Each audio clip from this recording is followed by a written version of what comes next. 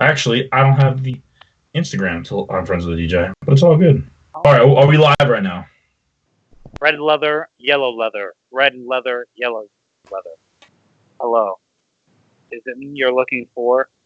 I could see it in your eyes. Oh, The I'm Friends with the DJ podcast is brought to you by Grip Tins. Patent pending 100% food grade silicone, BPA free with gecko grooves and spiral ring sleeve for your bartending tin. In an environment where things tend to get wet, we let you get a grip. That is www.griptins.com. www.griptins.com. GRIPTINZ. Grip Tins.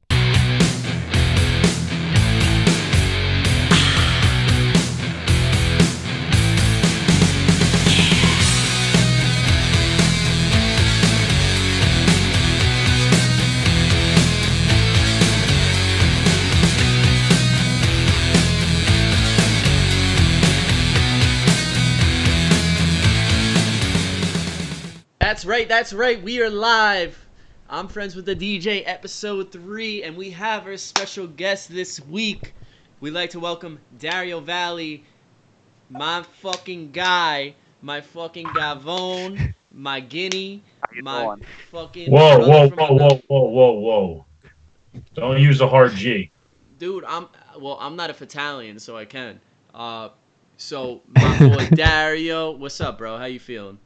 How the hell are you guys? It is so good to be here with such handsome, great people.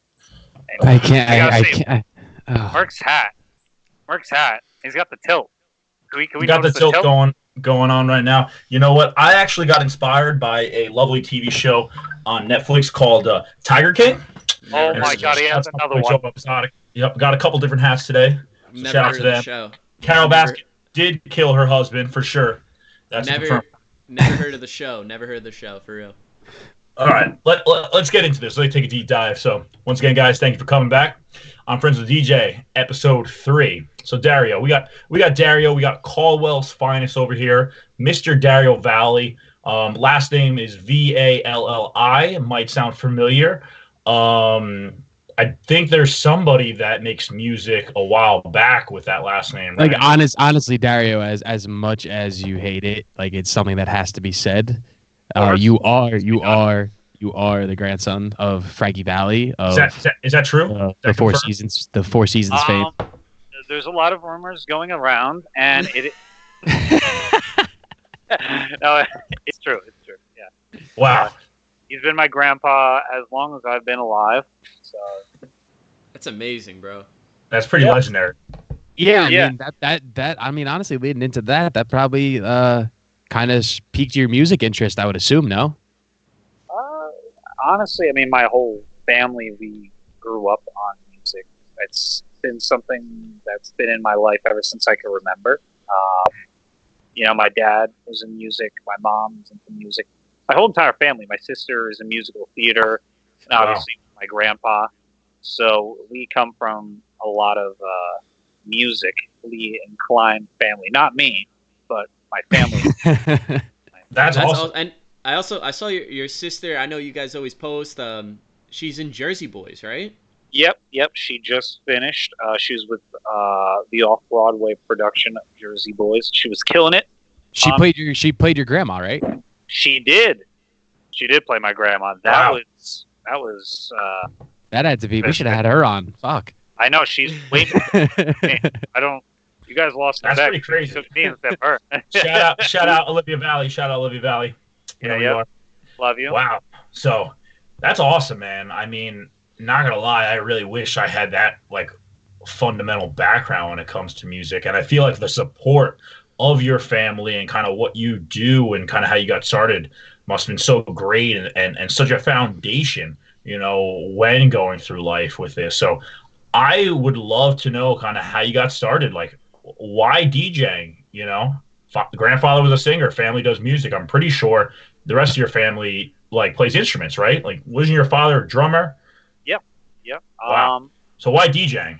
How'd you get into it? Well, I was initially a drummer, so I was in a band. I was in a few bands just bouncing around. I did a lot of alternative rock and heavy metal. I know that I Wow. look like that. I did not know that. Wow, that's Yeah. cool. Yep. Covers or originals? Both. So then these bands just sporadically just didn't work. So I was just kind of like drumming at home still, but like my background, I mean, I was drumming to like Avenged Sevenfold, 182, all that stuff. You know, That's dope. yeah, that was my stuff, and I was like, no, it's gonna be like a famous drummer one day. And then I guess maybe in high school, I want to say. I mean, I always had an interest in like electronically based music, like back when Sandstorm was first a thing. Fire. You know, I love how that first Yeah, got no, you into it. That's fire. Yeah, no, that a little 2001 action. Yeah, oh, dude, I was requesting that song at school dances every single time, and the DJ would never fucking play it, and I got so pissed. But look, Imagine little ass Dario Valli going up, 6-year-old Just be Dario like, Valley. tapping on your shoulder. Yeah. How do you turn that down? The Yeah. rude How do you Sandstorm. turn that down? right? I know, and the dude's playing cha-cha slide on Sandstorm. Actually, seriously, like honestly, if you were a DJ in 2001, how do you not want to play Sandstorm? That's retarded. Actually, let's bring this back. Let's be real. Dario looks like a grown ass man. He looks like he's 40. So when he was probably 6, he was 18. And the dude looks at him and go, "Bro, why are you requesting the song? Don't you work here?" I mean, let's be real. You probably look grown as hell at 6 years old, like you do now. Honestly, I look the same age. If anything, I look older.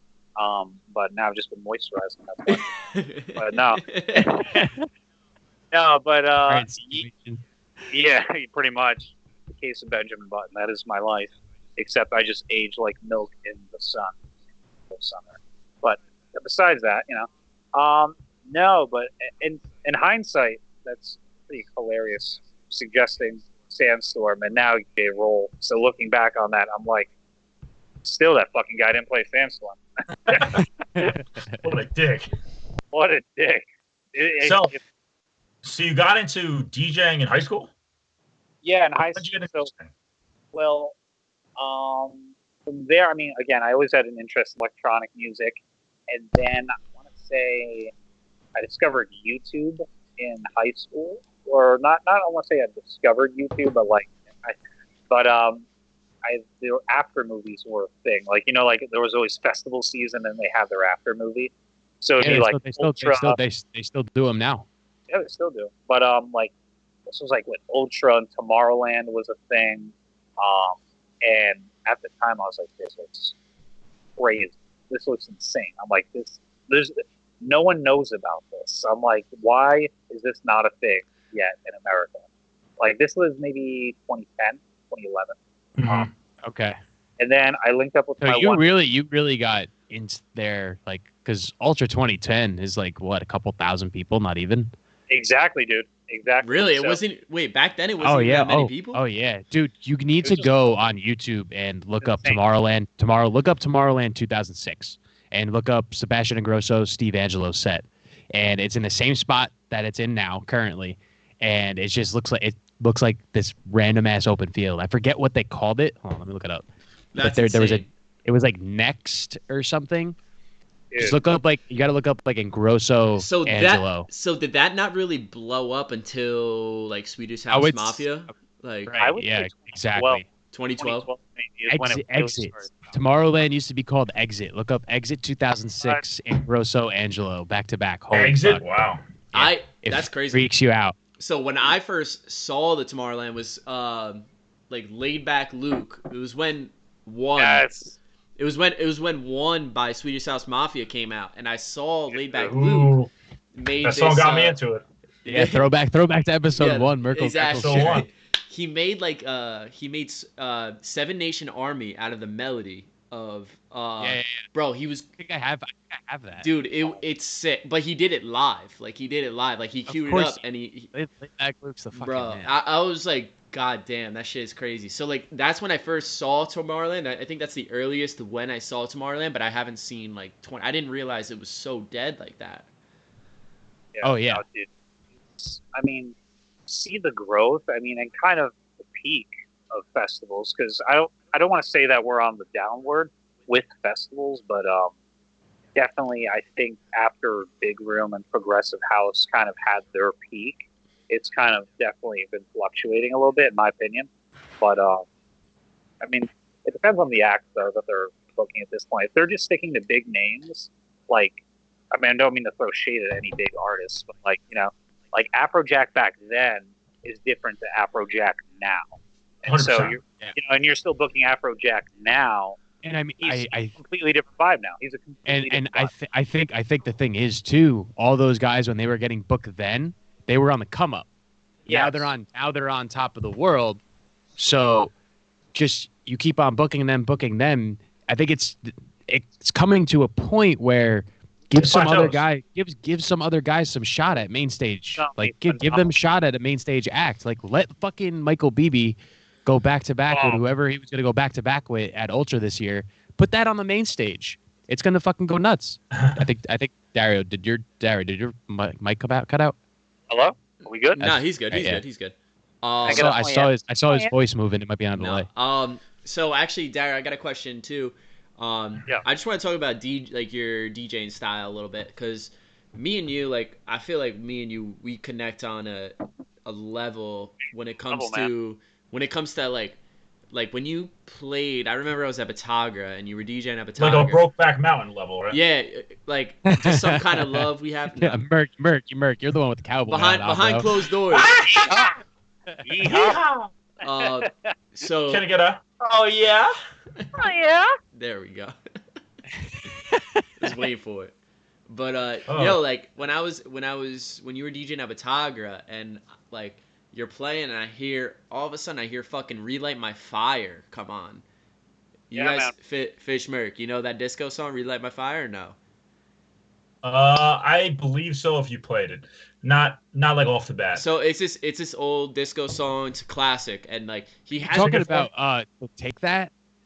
It's like, or are you talking about Dan Hartman? Which Dan one? Dan Hartman. Dan Hartman. Okay. So there's one that came out in the 90s he too. had this like house edits, like a fucking energy through the roof, and I'm like, yo, Dario, what the fuck? Like, no way. Angelo, This boy was bopping for sure. He just like at the end of the day, like I kind of look at you as like a house guy, but like at the end of the day, what is your style? What do you think is your style? What do you think your style is at the end of the day? So, definitely unpredictable. That's I like. Well, I cater to what the party or the venue will want, but I want to make sure to put my twist on it, because we're going back to like what was inspiration for me. I mean, after like, you know, seeing those Tomorrowland after movies and everything, there was a web series Tiesto did. He did a vlog called In the Booth. I don't think he does it anymore. He hasn't done it in a while. But like, he said one thing that like hit me, and he said the difference between you know, most like the big artists is you're playing for the crowd, but you're putting your own twist on it regardless of wherever you're playing. And that's kind of what I took to heart. So I play to the people, to what I know or what I feel that is going to work, but I also play to the music that I want, and we kind of make a marriage of that. And that's why I think it works every time. Because, well, sometimes, but wow. Like, well said. You know, well said. I like that. I'm an old soul. I mean, I do disco nights like once a month. That's awesome. Yeah, dude, I just like to think out of the box, because, you know, that's how, I mean, I don't know. I mean, you've all heard me talk about my boy Arson, but that's kind of how he played. And when Shout out Arson, Acid Black. Acid Black, my man. I still gotta meet him. I still haven't met Arson. I gotta meet him though, definitely. Oh, really?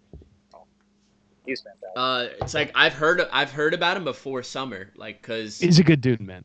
Yeah, he used to. That dude's definitely fire. Like my girlfriend knew him. Like I think she. Did she? Alright. Whoa. Wait, do you have a girlfriend? Yo, I mean, she's not watching this, thank God. But. Shout out. If you are here, shout out Sarah. You know who you are. You should. I wish you were. Sarah, you know Olive Oil loves you, Sarah. Yeah. I wish you were All watching. Right. Continue your story, Angelo. Nah, but she She knew him because he worked for her dad, I guess, in the trucking or something. Yeah. Trucking industry, and like I was like, Arson, no way. And then his name started popping up again. I need him so bad. Like I haven't met him yet, but Is this just be funny to like talk about that. Just another guest we could have had instead of Dario. We'll have him. I'm down to have him on. Let's have him on. I'm Ask the black next I'm time. naming people left and right for you guys. You're welcome. No, but I met him when I was just coming into the industry. Like, I got a gig at this spot called Pub 46. And, we played Pub 46. oh, yeah, Good. no, that place is something. It's something. And It's something. We'll leave it at that. Oh, yeah, we'll leave it at that. yeah, and so, yep, exactly. But, and so I came in with my Tractor S4 because I was a tractor boy. I was like tractor till I die with my PC. Tractor S4. So that's the Serato map. Wait, no, the S4 is just the control for tractor. Yeah, it's an S4. Exactly. Dude, things. Yeah, it was an S4, but things fire. I had a Tractor S4 too. Tractor, if Tractor stayed up with their hardware and acclimated with the fact that like CDJs are the standard and integrated their software with Pioneer, I would still use Tractor. Loved Tractor. Yeah, Loved The only dude that I ever have seen use it, and it's most likely because he gets paid for it, is Zed. Zed. Yeah. Yeah, but it's so good. It's phenomenal with the way it quantizes. Like if you're looping, I'm a big looper. I love to loop like and utilize that with my sets. But the loop roll, the little knob. you can set a loop. You can set a 4-beat loop, and with the knob, if you are, let's say, a measure early, you could scroll. This is hieroglyphics to me. Continue. Yeah. Me and Merkel, use I've never used Tractor. we use Newmark, Pioneer, and Denon. We've never touched Tractor. Virtual like- DJ here and there.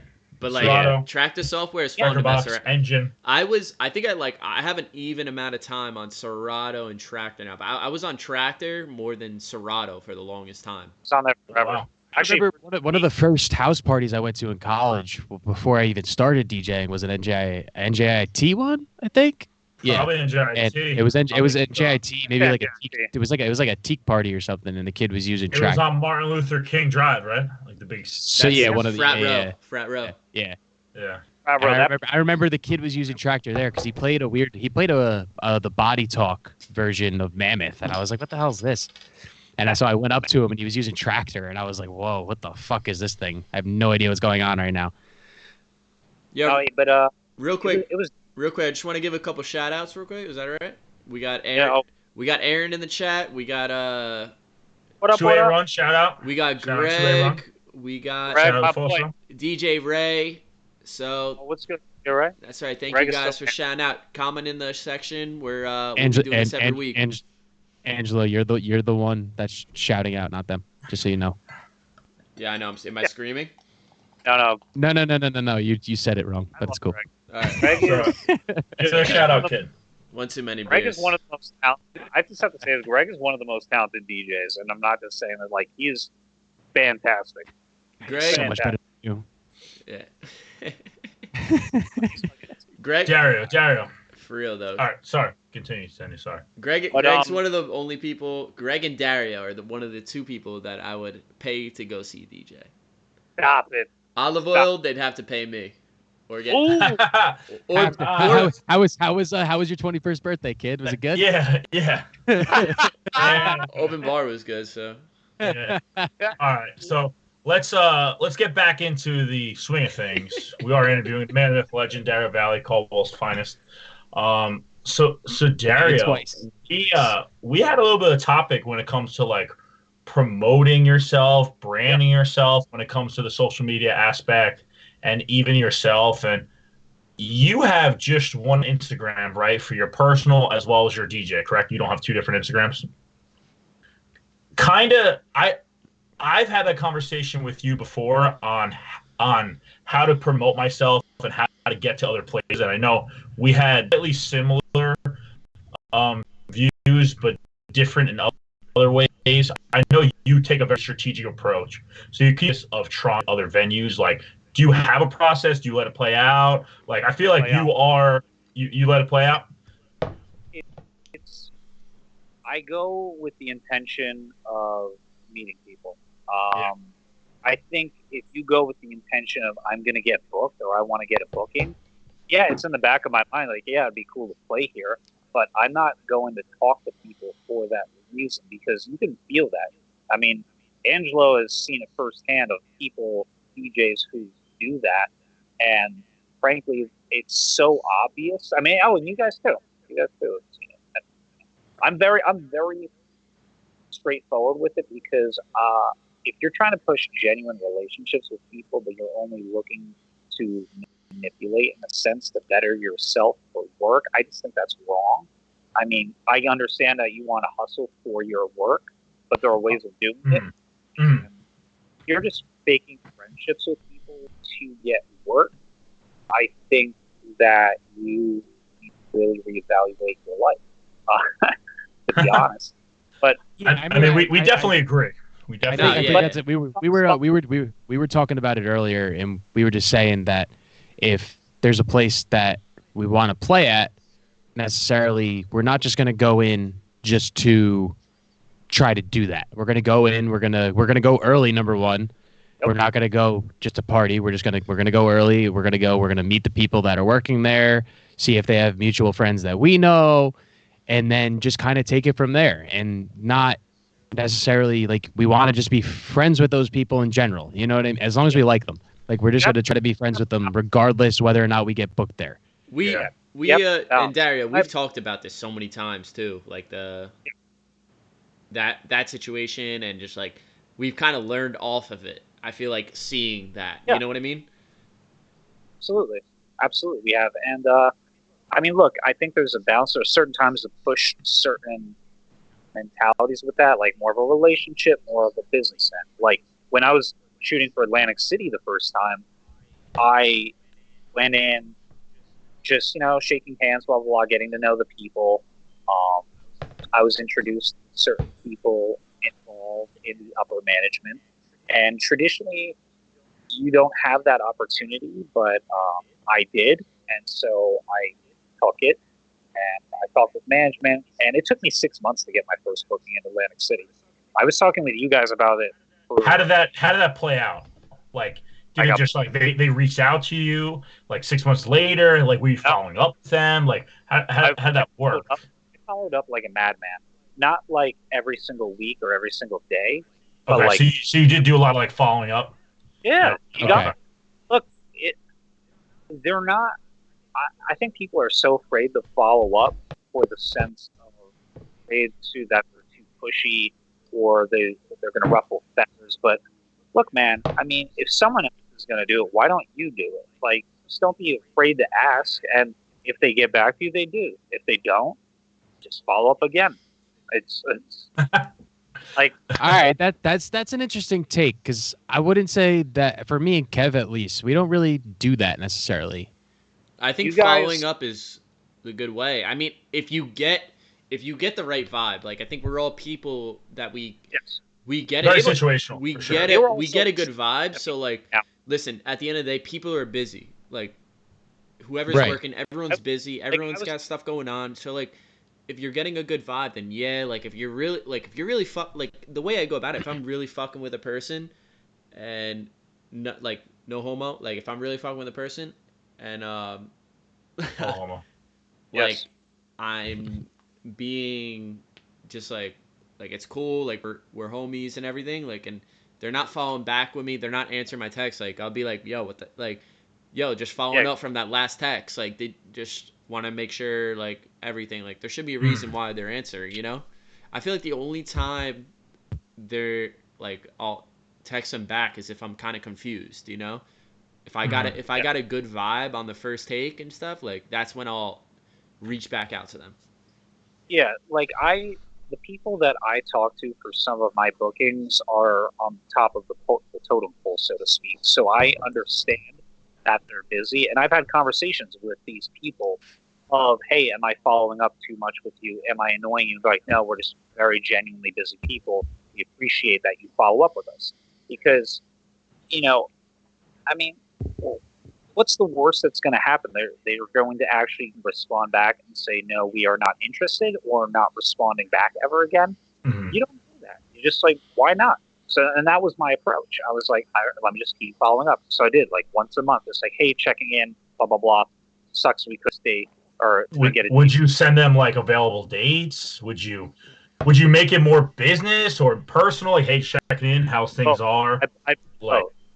okay, Yeah, because I knew the head of entertainment, and so we were always like talking. And so I was like, hey, just checking in, hope you've been well, blah blah blah.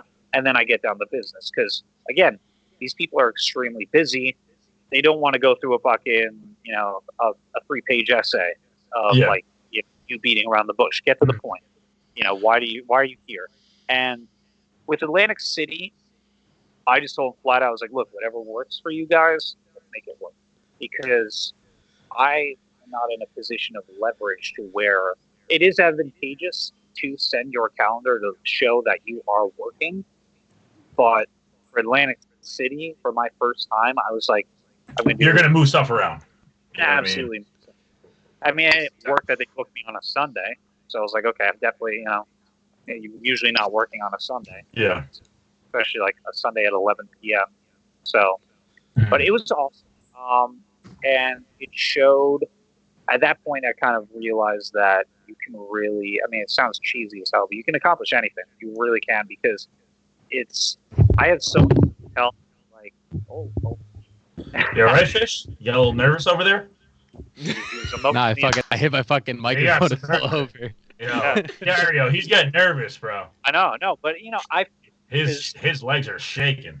I had my mother, I had my family tell me, I had everyone tell me, hey, I love how you're going for it, but like just be realistic. I'm like, yeah, I'm realistic. I'm gonna get it, not in a cocky sense, but like it was almost like So you really like took a strategic approach to it and everything. I feel like I gotta use the bathroom. But Dario, I got a question too after. Yes. But Merkel, you keep going. My bad. I'm sorry. All right, just go to the bathroom, bro. Just don't say it. There's no bathroom breaks, bro. You need the pass or something, bro. Just go to the bathroom. Like, Dario, continue. Yeah. Sorry for that child to interrupt you.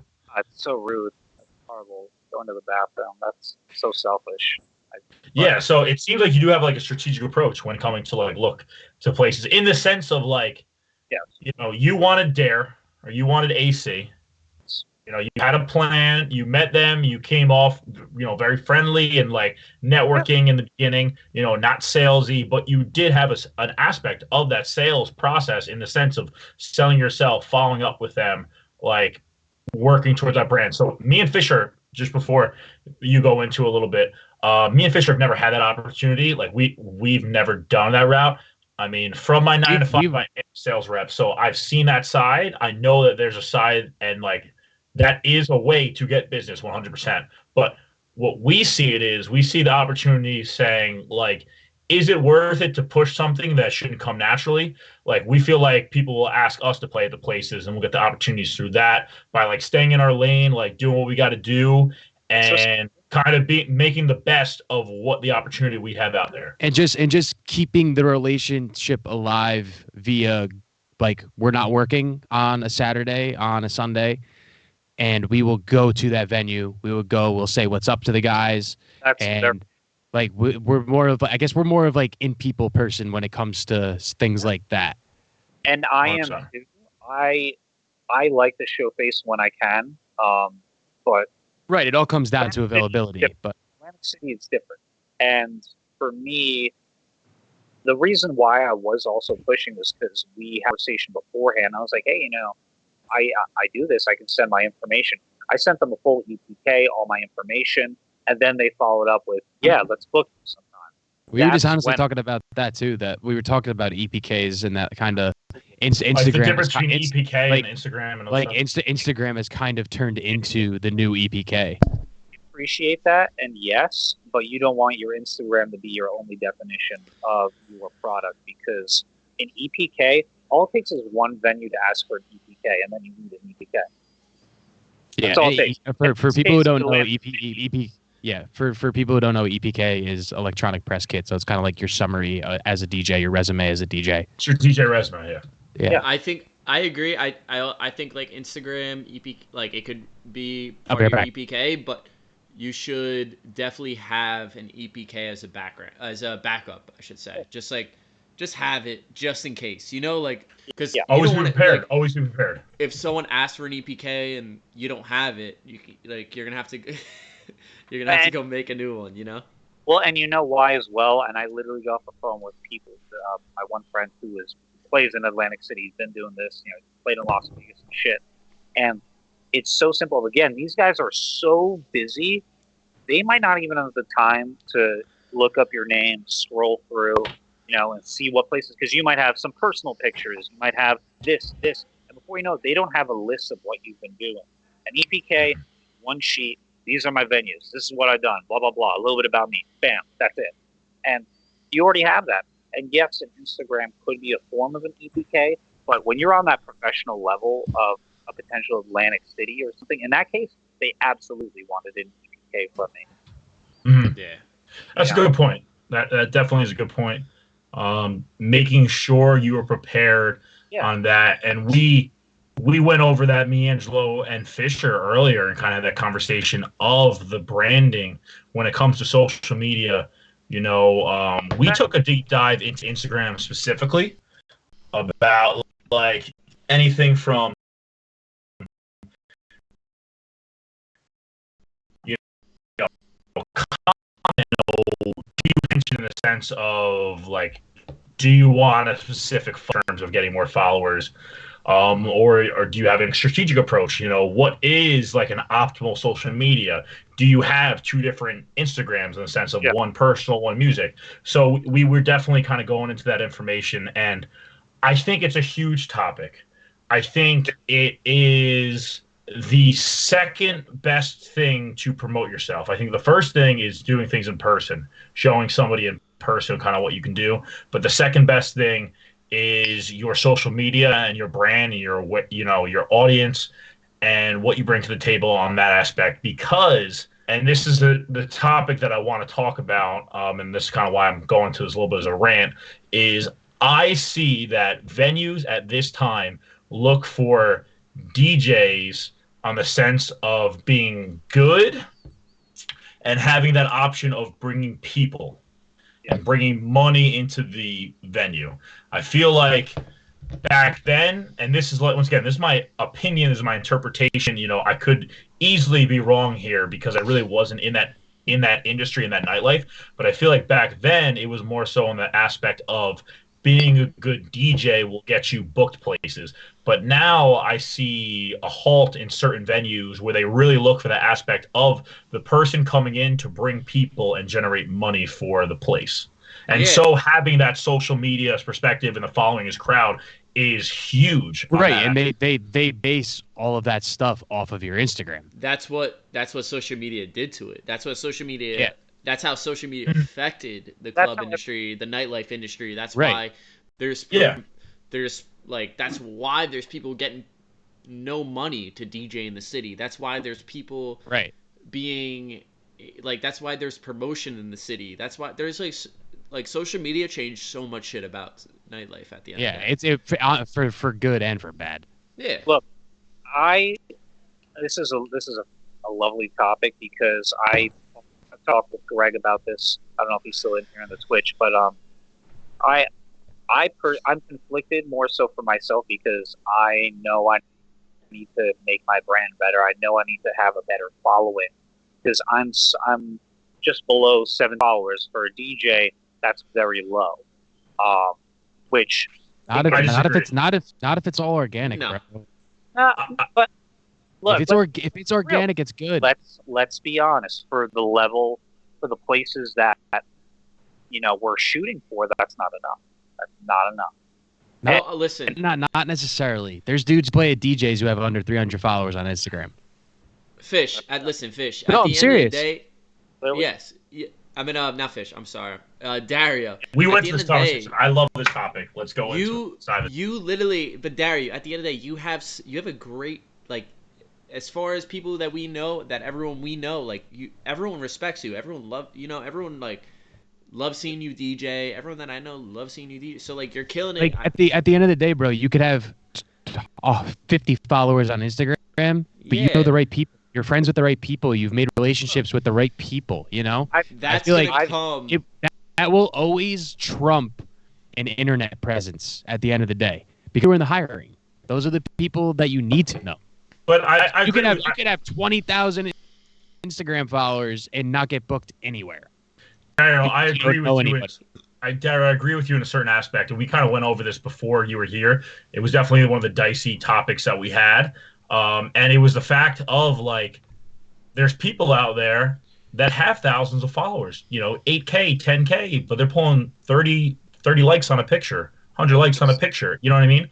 Engagement is a huge thing that no one's talking about, and like that's where I have an advantage, and I take my phone out to people, and I'll scroll through my last few posts, and I'll just be like, all right, well, let's say Comments are huge. We've talked about that.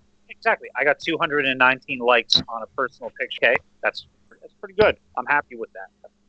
Again, sub 1,700 followers. I'll whip out profiles immediately to owners. I'll be like, yeah, this guy has 5,000 followers and he has 90 likes. Yeah. Based on following versus your actual engagement, then you can stick with that. But people pay followers, which is fine. 100%. It's good. Whatever it is, whatever you want to do. But don't be mad that someone else's engagement is higher than yours. And I think that's a massive argument. Engagement. Yeah, it's like because at the end of the day, it is, and I agree. But Kev was talking about it before too, that we had gotten denied a gig, or we got put on to a different day than what was agreed upon. No, pretty much denied a gig. Which we feel was based off of our Instagram following. This was summer 2018. We had under 1,000 followers at the time. We were pulling probably 200 plus a picture though. Oh, really? 200 likes. Great 200 likes a picture. Like amazing, like dope interaction. And then it came. We agreed on a certain day. We agreed on doing a Friday or a Saturday night. I'm not going to say the place. I'm not going to do any names. Of course. And then the guy followed us on Instagram, and he got back to us and said, well, let's start you off with a Thursday, and it's going to be less pay. And we were like, well, no, that's not what we originally agreed upon. We didn't even talk about that. It never came up. Exactly. So it's going to happen. It still happens. Even after. Have you had experiences like that? Dude, I still have. Even after what I've done so far, getting hit with that, if you can just bring more people. I've had when I've killed a very big party, and I'm not going to say which party I've done that has happened, but people tell me, I wish you could bring more people. But it's like, and it's not in a cocky sense. And So I have. I'm sorry. No, keep going. My bad. Yeah. I completely understand the logic in why they tell me that, and that's fine, and I'm going to work on it, but it sucks that has to be discussed about. It's tough. So, Olive Oil, how do you feel? So what if they approached you? So first they gave you, Saturday or Friday, and they gave you the Thursday. What if they offered you the Thursday and the pay first up front before looking at your Instagram? Different. It would have been completely different because then it would have been set in stone prior. Like it would have been okay. This is something that we agreed upon. You know. Yeah, and I think solely in nightlife there is no contracts. Everything's kind of just based off of handshakes and trust between. I mean, if we originally talked and they said it's going to be a Thursday night, we wouldn't have a problem with it. But the fact that we said it was either going to be a Friday or a Saturday night, there's an issue. There's a kind of an issue there. I had a full phone conversation with him. We're talking Friday, Saturday. I went over the places. Here's the thing. I went over places that I've played at before, other stuff with the individual. Everything was good. He goes, listen, totally great. We're going to definitely book you for a Friday because Saturday is pretty crazy. And I said, it's totally fine. I'm looking to play either Friday or Saturday. He said, awesome. What's your Instagram? Let me send it and I'll shoot over a follow and we'll get back to you. Like for the Friday. Moment we sent the Instagram over, he messaged us and pretty much retract whatever he said, saying, "Oh, it started off a Thursday and stuff." So it was directly correlated to that situation because we had a perfect conversation. Basically, the agreement off the phone was, "We're going to book you on Friday. Send me your Instagram. Let me just see like your information and where we go." So it's direct correlation. And it's the issue. And Dario, to your point that you mentioned earlier, like the biggest thing which I feel like social media has screwed over the DJ industry is the fact of, you're a DJ, but 110% you're a promoter. When You you have to be. DJ, you have to be a promoter. You have to bring people, and like some of these places don't realize that they are two different things. Exactly. It's not. Look, I'll make this argument until the day I die. I would much rather that I can know that I can deliver in a club, because every single time an owner tells me how many people can you bring, I'll be like, does that matter? And they'll be like, what do you mean? Of course, yeah, it does matter. And I'm like, okay, well, hear me out. If you bring 30 people into a place with 500 people and you suck and 150 people left because you can't maintain the room, but your 40 people are there till your set is over or something like that. Now, and plus you're giving them free drink comps most likely, let's be honest. So you want to make money off of those 40 people or the 150 people that I am able to keep in versus your net loss of 110 people? And then that's where the conversation continues. And that's what I bring up every single time, because That's a good point. people don't think about that. And it's so short-minded of, okay, if this person brings in 30, 40 people, then we're going to be so much better. But it's like, no, if you're a really good freaking DJ, you can make the place good. And At the end of the day, too, I feel like that does depend on the venue, because Yeah. the venue has to have that following currently. And I feel like a lot of times when they're expecting 110%. when they're expecting a DJ to pull people is when they're not. They're not doing it on their end, which is the issue that needs to be brought up at hand. When you're desperate in the sense of the DJ to bring in the crowd, then there's an issue there. Because in the day, DJ or not, you're a business, you're a bar owner, you own this establishment, or you run this establishment. A huge component of it, regardless or not of the music coming in, should be in bringing people in. They're bringing in for the drinks, or they're coming in for the food. Those are two things that pretty much all bars and clubs offer, right? So clearly there is a disconnect on that aspect, that people think that the DJ is the one to get the people in the place instead of the place itself doing the job to bring people in. well, it's because people have gone with this mentality forever. I mean, back when I was DJing at Pasha and Webster Hall, all those places would hit me with like, I mean, I wouldn't get paid if I didn't sell tickets, and yeah, that was on me. But it's again, that's still that old mentality of, okay, well, how many people can you bring? And that's fine, cool, if you want to do that. But I mean, now you're sacrificing the quality of your overall night just for some guy who can bring people. But if you can bring people and you're really good at what you do, then now we're in a different conversation. Well, yeah, but, I mean, you got the best of both worlds. Yeah. But we're talking for the sake of those who are, yeah, exactly. We're talking for the sake of the up and comers and everything like that. I would still focus on product, because to what you said, Merck, with the social media and those, what was it, social media and something else you said were very important. Like the digital footprint, you're marketing yourself, your brand. I built my brand off of my product. I went off of word of mouth, and that's how it worked every single time. Every venue that I slowly went into, I made sure I delivered. Not in a cocky sense again of like, oh, I crushed it, blah, blah, blah. But like, I just knew, because managers or owners would tell the people who booked me, this guy did great, we want him again. But now there's momentum.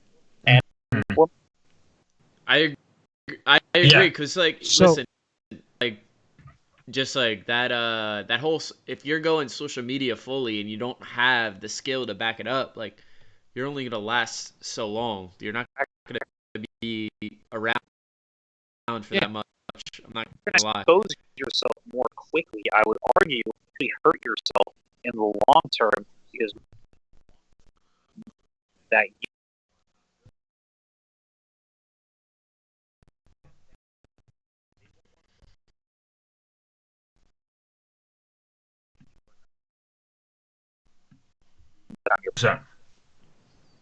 Dude, Derek, that's that's definitely some great knowledge and education for anybody listening out there as well as myself. It's just crazy. I I'm fascinated by the whole nightlife industry and that situation, the fine line of the DJ, the promoter, of the bar itself, those fine lines and stuff. Um, And it's at the end of the day, Kev, I think that's why we try to push to being friends with managers and owners. Yeah. I think that's I mean, I think we're just trying to be friendly in general.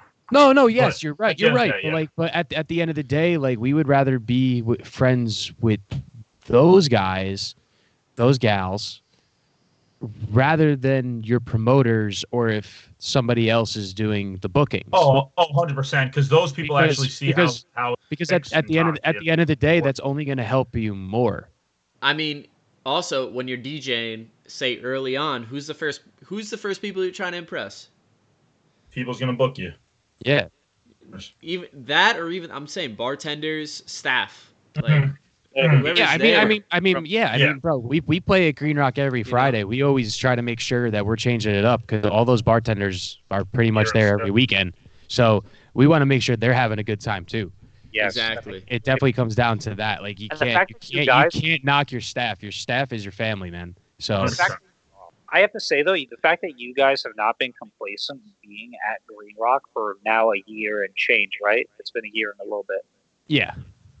So, I mean, because that's what happens is, you have your residency, you get a little complacent, you get comfortable, you do your routines, but these bartenders and security and everyone, they remember, and before you know it, they can guess what you're going to play, and when that can 100%. happen, man, That's an issue. That's the worst. That's the worst thing that you could get because then that's when 100%. people could start talking behind your back about it, and then that's when it'll get back to the manager, it'll get back to the owner, whoever's doing the booking, and Listen, they'll be like, if you're not changing something, the whole point of your job is you got to be working. You can't get That's a whole topic we could talk about too, which I think is interesting. But 100%, I've been to places where people in the crowd have been like, "Yo, this song is gonna come next," because they go there, and now that your crowd is recognizing what songs are coming next, because of how complacent it is and how much, the rhythm and the style, is always the same week after week. But the topic that I wanted to bring up specifically is like the comfortability standard when it comes to being a DJ, because we all have those comfortable go-to songs in our set. Like, what's your interpretation of it? Because listen, I've got those songs that I always play during my set. Fisher's got those songs. I know you guys have those songs too. So how do we make our sets truly unique and try to get out of those funks, or do we keep those in there? Angela, you do not have to. Don't raise your hand. You don't have to raise your hand. No. This is not a raise. Yo, this isn't raise my hand. It's a great topic. It's a great topic. If you tell her to shut up, we're good. Yo, I'm saying 5 per person. Like, what is your 5 go-to songs? And I'm actually curious to this. Like, what is your 5 go-to? Give mine if you guys give yours. That you play every night. I can go first right now. Besides calling, you can't say calling. All right, fine. I won't say calling. Sweet Caroline, 2006, Angelo Venuto. That's the one song that will never leave. That will. Yo, I've DJ'd with Angelo singing beside me. So get the fuck out of here. There you go. But Angelo Venuto, Sweet Caroline, and the Sicilians, that will never leave my set ever. I gotta introduce you to Angelo too. Yeah, we like to fuck that shit. The Wookiee mashup. Currently, Dancing Queen. A more recent one is whatchamacallit? 5 songs. Fuck. I only had 3.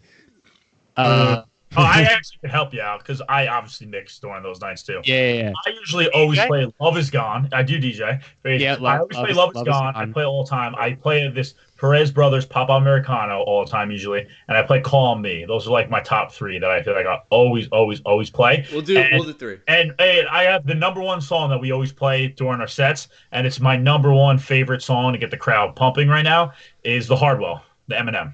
Okay. Yes, yeah.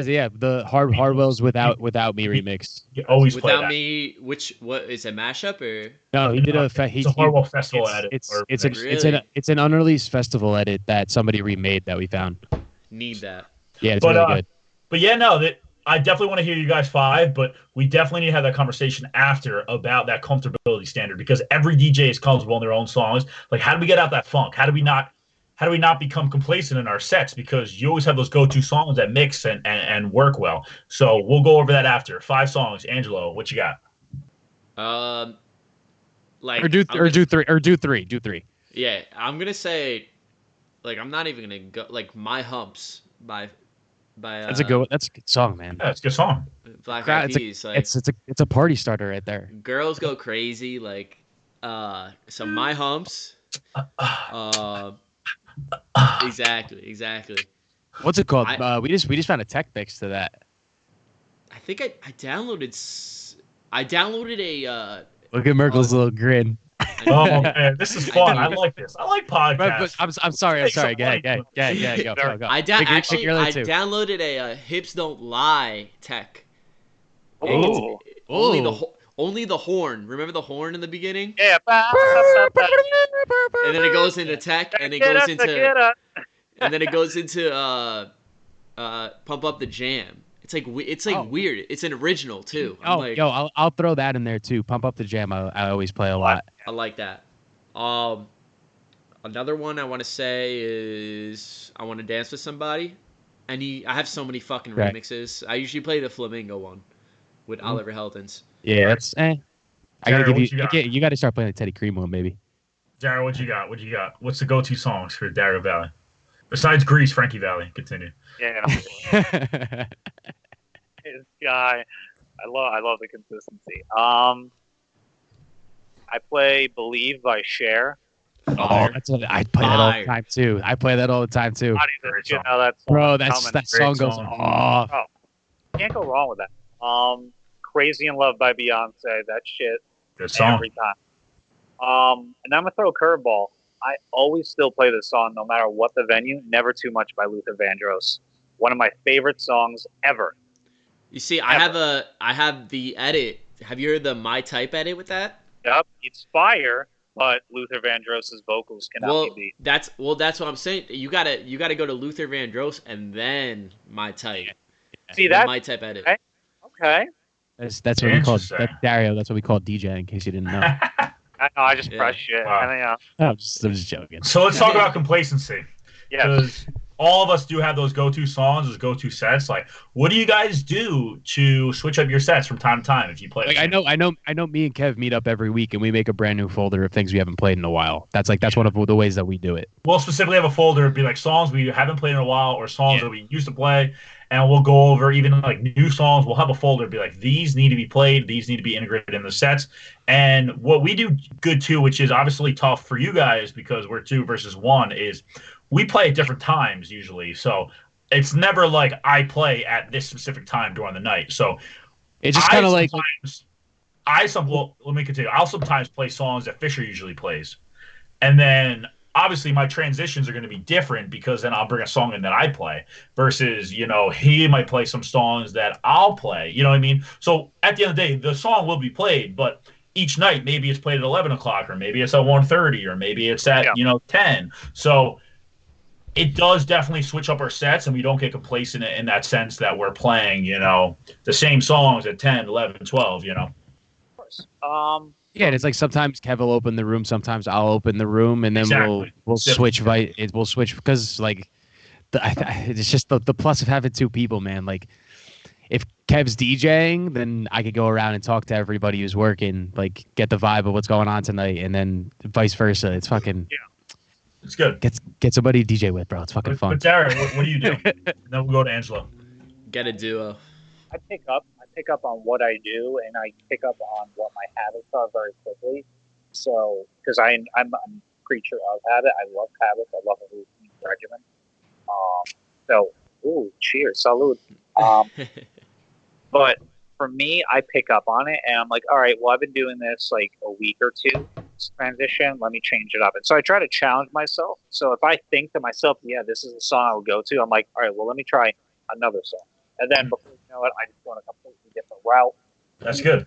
You know, so, and again, updating the libraries, just completely throwing in new songs, stop playing, try to stop playing those songs that I play by habit. But I think, unfortunately, we've all come across DJs that play very, very similar every time they play. And I don't know if it's to the point where they're playing so much that they don't have the chance to like switch up their sets, or they get so comfortable on being like, this is what works, or this is their idea of what works, and they don't want to deviate from that. You know, the latter of the two. And that's like the fine line it is. It's like, do you do the things that work, that that work, that you do all the time, or do you really try to deviate and add those extra songs in that are kind of like those make and breaks? But Angelo, let's hear your interpretation of it. I think within so for me, like every 2 weekends is like a completely new set. So I don't really go new. Like when we were DJing out in clubs, like I never really went old. I never had the chance to really dig deep, And as far as not like old music, more like old edits, like old remixes that I haven't heard in a while that I used to mix back in the day. And I think the way I did about it was like I would always find good amount of stuff to play new and different shit every 2 weekends. And I would have different sets every 2 weekends, because I would have crazy sets, like, or crazy nights where I was DJing every weekend. It would probably be every other weekend I was DJing like a dope spot or somewhere different. So I think every other weekend it would be different. But I think the quarantine definitely helps me out, especially recently, just like being able to really dig deep and find some new shit, because I found this one folder that it's everything I downloaded from 2014 to 2016. And I've just been... The archives. Yeah, and it's all from DJ City and SoundCloud. So like I started at Z, and I'm at I'm at T, I think.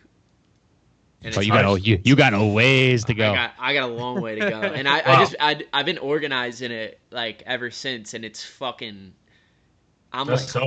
There's so many that I found. I'm like, yo, I like none of it has been organized. Like none of it is in my recent folders or in Serato or my recent boxes. So I'm like, holy fuck! Like, isn't that like the best feeling? Like finding one song that you had in the library for such a long time. And yeah, exactly. And you're like, oh shit, like I gotta start playing this. Yeah, I haven't played this in a while. You know what I mean? There's so much shit that I organized so wrong back in the day, and I'm like organizing it now. I'm like, okay, this makes sense. Like all this makes sense to organize it this way. Like I thought like melodic house was like I literally had a playlist called Melodic House, which like what am I? Like I honestly I just put it in Future House, like put in my future. Or organization is a whole topic we can get on too. Exactly. I feel like everyone does organize differently. There's really no right way to do it.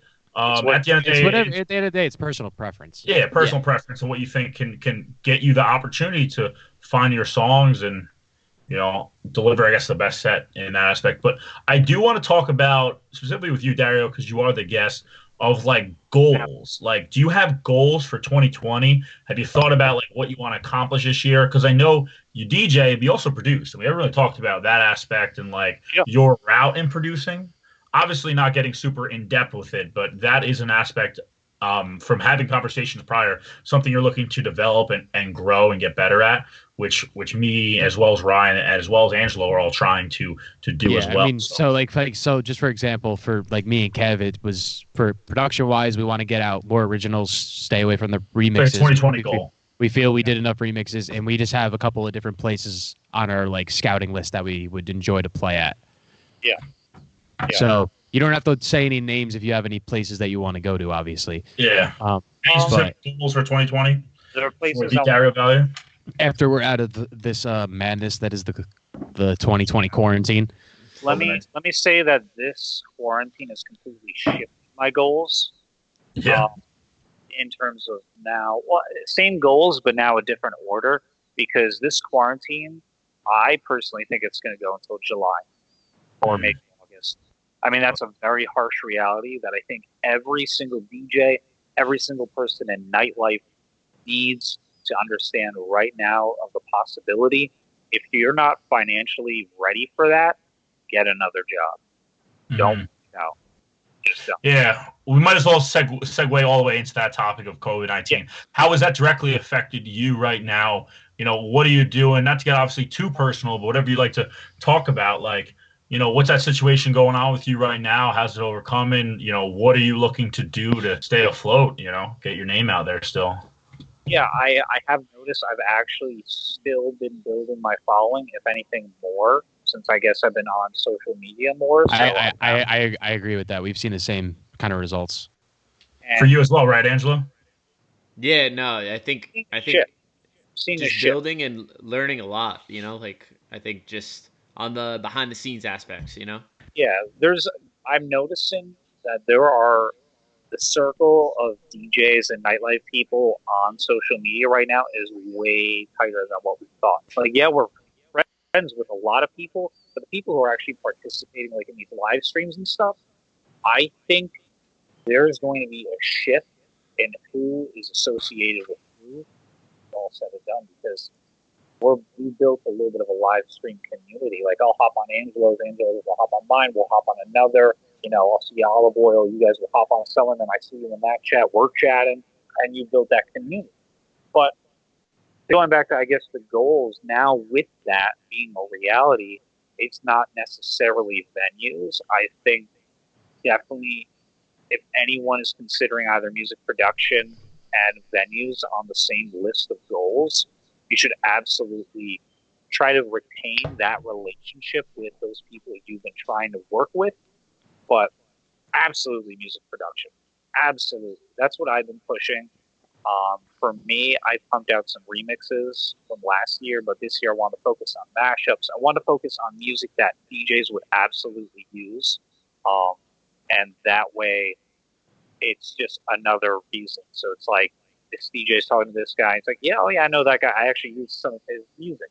And before you know it, now we're talking. That's a whole other layer of what you offer. Yeah, I mean, that's kind of how we started conversation when we first met. Exactly. I mean, you had known Kev through a class, but other than that, we didn't even know we were DJs. Yeah, we got to talk about the first time we met each other. Angelo, do you know the story about how Dario and us met? Wait a second. No, I gotta hear it. So wait, we gotta segue back to having class, bro. This dude sat in the front, always asked the teacher questions. I was like, this dude's so annoying, and he looks like he's 4 years old. He's definitely just a date student here. Turns out we had a mutual friend. So we actually had a kid from Nutley that was part of his group. God. Well, I was good friends with because we went to high school with his sister. I don't want to name names, but he's a good dude. And me and Dario had some interactions in class and stuff like that. Like nothing, you know what I mean? I was just I knew him. I knew him because he was in a few of my classes. Like, we went to the same job fairs and everything. And, oh yeah, I forgot about that. We walked around the same job fair. Like, we would just chat. It's like, okay, yeah, I know of you and you know of me. Both of us had no clue each other DJ. Not even a thing. Wait, economics, or actually it was the real banking or something like that. Yeah. I think it was. Oh, that class. But so Ram Doobie. I see Merck. I see him at Get Down Meetup, and I'm like, what are you doing here? And he's like, I'm a DJ. I'm like, oh, okay, that's cool. Like that. We're chatting it up. Before you go into it, Dario, before I even met you at Get Down, I saw you once at Sushi Lounge when Dean Anthony was playing. Yes, we said hello, and I had no clue that you even played there. And we said hello and just like walked away. And the weird thing about it all is I'm pretty sure Dean was there, told us that, like, he told me about a kid named Dario who was a DJ, and I just never put two and two together. Yeah. We're in the crowd, and I didn't even expect it. But continue your story. Sorry. Which meetup was this? Which this is the first I've ever been to. It was at 626. This is the first one that we went to. 626. It was at. This is fall 2018. And I'm not just saying this for clout. So I was like chatting with Mark. I was like, "Oh, dude, that's dope that you're DJing." Like I thought he was just starting or something like that because I've never heard of like him and DJing. I did not associate with because at that point I knew a decent amount of people. And so finally he said his name. He's like, "Yeah, we're Olive Oil." I'm like, "Wait, you're Olive Oil?" And he's like, "Yeah." I'm like, "I literally downloaded your mashup like a week ago on DMP. I was using their mashups for months before I even knew who they were. I was like, who is this Cloud group? King, Cloud King, Cloud King. I'm not even saying it. I'm not, I honestly, had I known it was you guys, I you and Arson. downloaded anything. You would have just threw your computer out at that point. Like, screw this.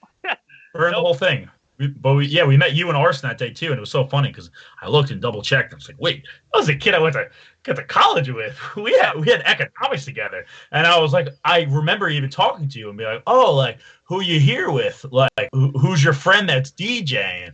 Because I didn't even expect he was a DJ still. Yeah. And he's like, no, I'm a DJ. And I'm like, what? It was like, we literally sat 2 rows away from each other, and not once in this whole entire class, I brought up I DJ and you brought up you DJ. Yada, yada. So we met you and Arson that night, and like, I think it was the friendship. Yeah, he had his friend groups. He was the jock. All right.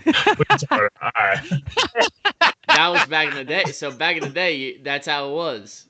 I was sitting with one of my teammates on the football team would sit next to me. Yeah, but dude, that's literally like you can't make that up because, again, I did not know who the hell they were. But I'm not saying this. I was screwing with Olive Oil's mashups more than most people before like I knew who they were. That's the weirdest thing. Like I used them and I was looking for Olive Oil mashups. I'm not saying it because I'm on here. I bust your balls all the time, dude. It's appreciate that. When he told me that. That's so. Yeah, cool. I'm not gonna lie. Yeah, I'm not gonna lie too. Like the most creative thing I think that I ever heard they did was the Calabria mix. Like that is the most insane shit I've ever. That is the dumbest thing ever. That's the most amazing shit I've ever heard in my life. Yeah. Like, we just talked about that with Za and Chris Lee on the Parlor Talk. Yeah, like skills. Check them out. Yeah. Dope dudes. That's like, bro, it was honestly one of the fucking stupidest things we did. The fact that people listen to it still blows my mind. Yo, but think about it. All right, I want to actually take this back too because I want to talk about a lot of dumb people that follow you. We got a lot of mutual friends out here, but yeah. Listen, I mean, that's also why, like, me and Dario, like, bonded, like, how that relationship went well, too. Yeah, obviously, we're both DJs, but we found out, like, oh, you're from Caldwell, you know what I mean? You know mad people from Caldwell. I used to work in Verona. Dude, we were throwing names. We were throwing names like 11 and that also brings it back at the end of the day, like, you meet people in industry, see if they know mutual people that you know, because that will most likely bond you more than anything else. First thing to start a conversation is who you know, like especially in fucking New Jersey, man. Like Merkel is the fucking king of that shit. You're not the mayor, you're the sheriff.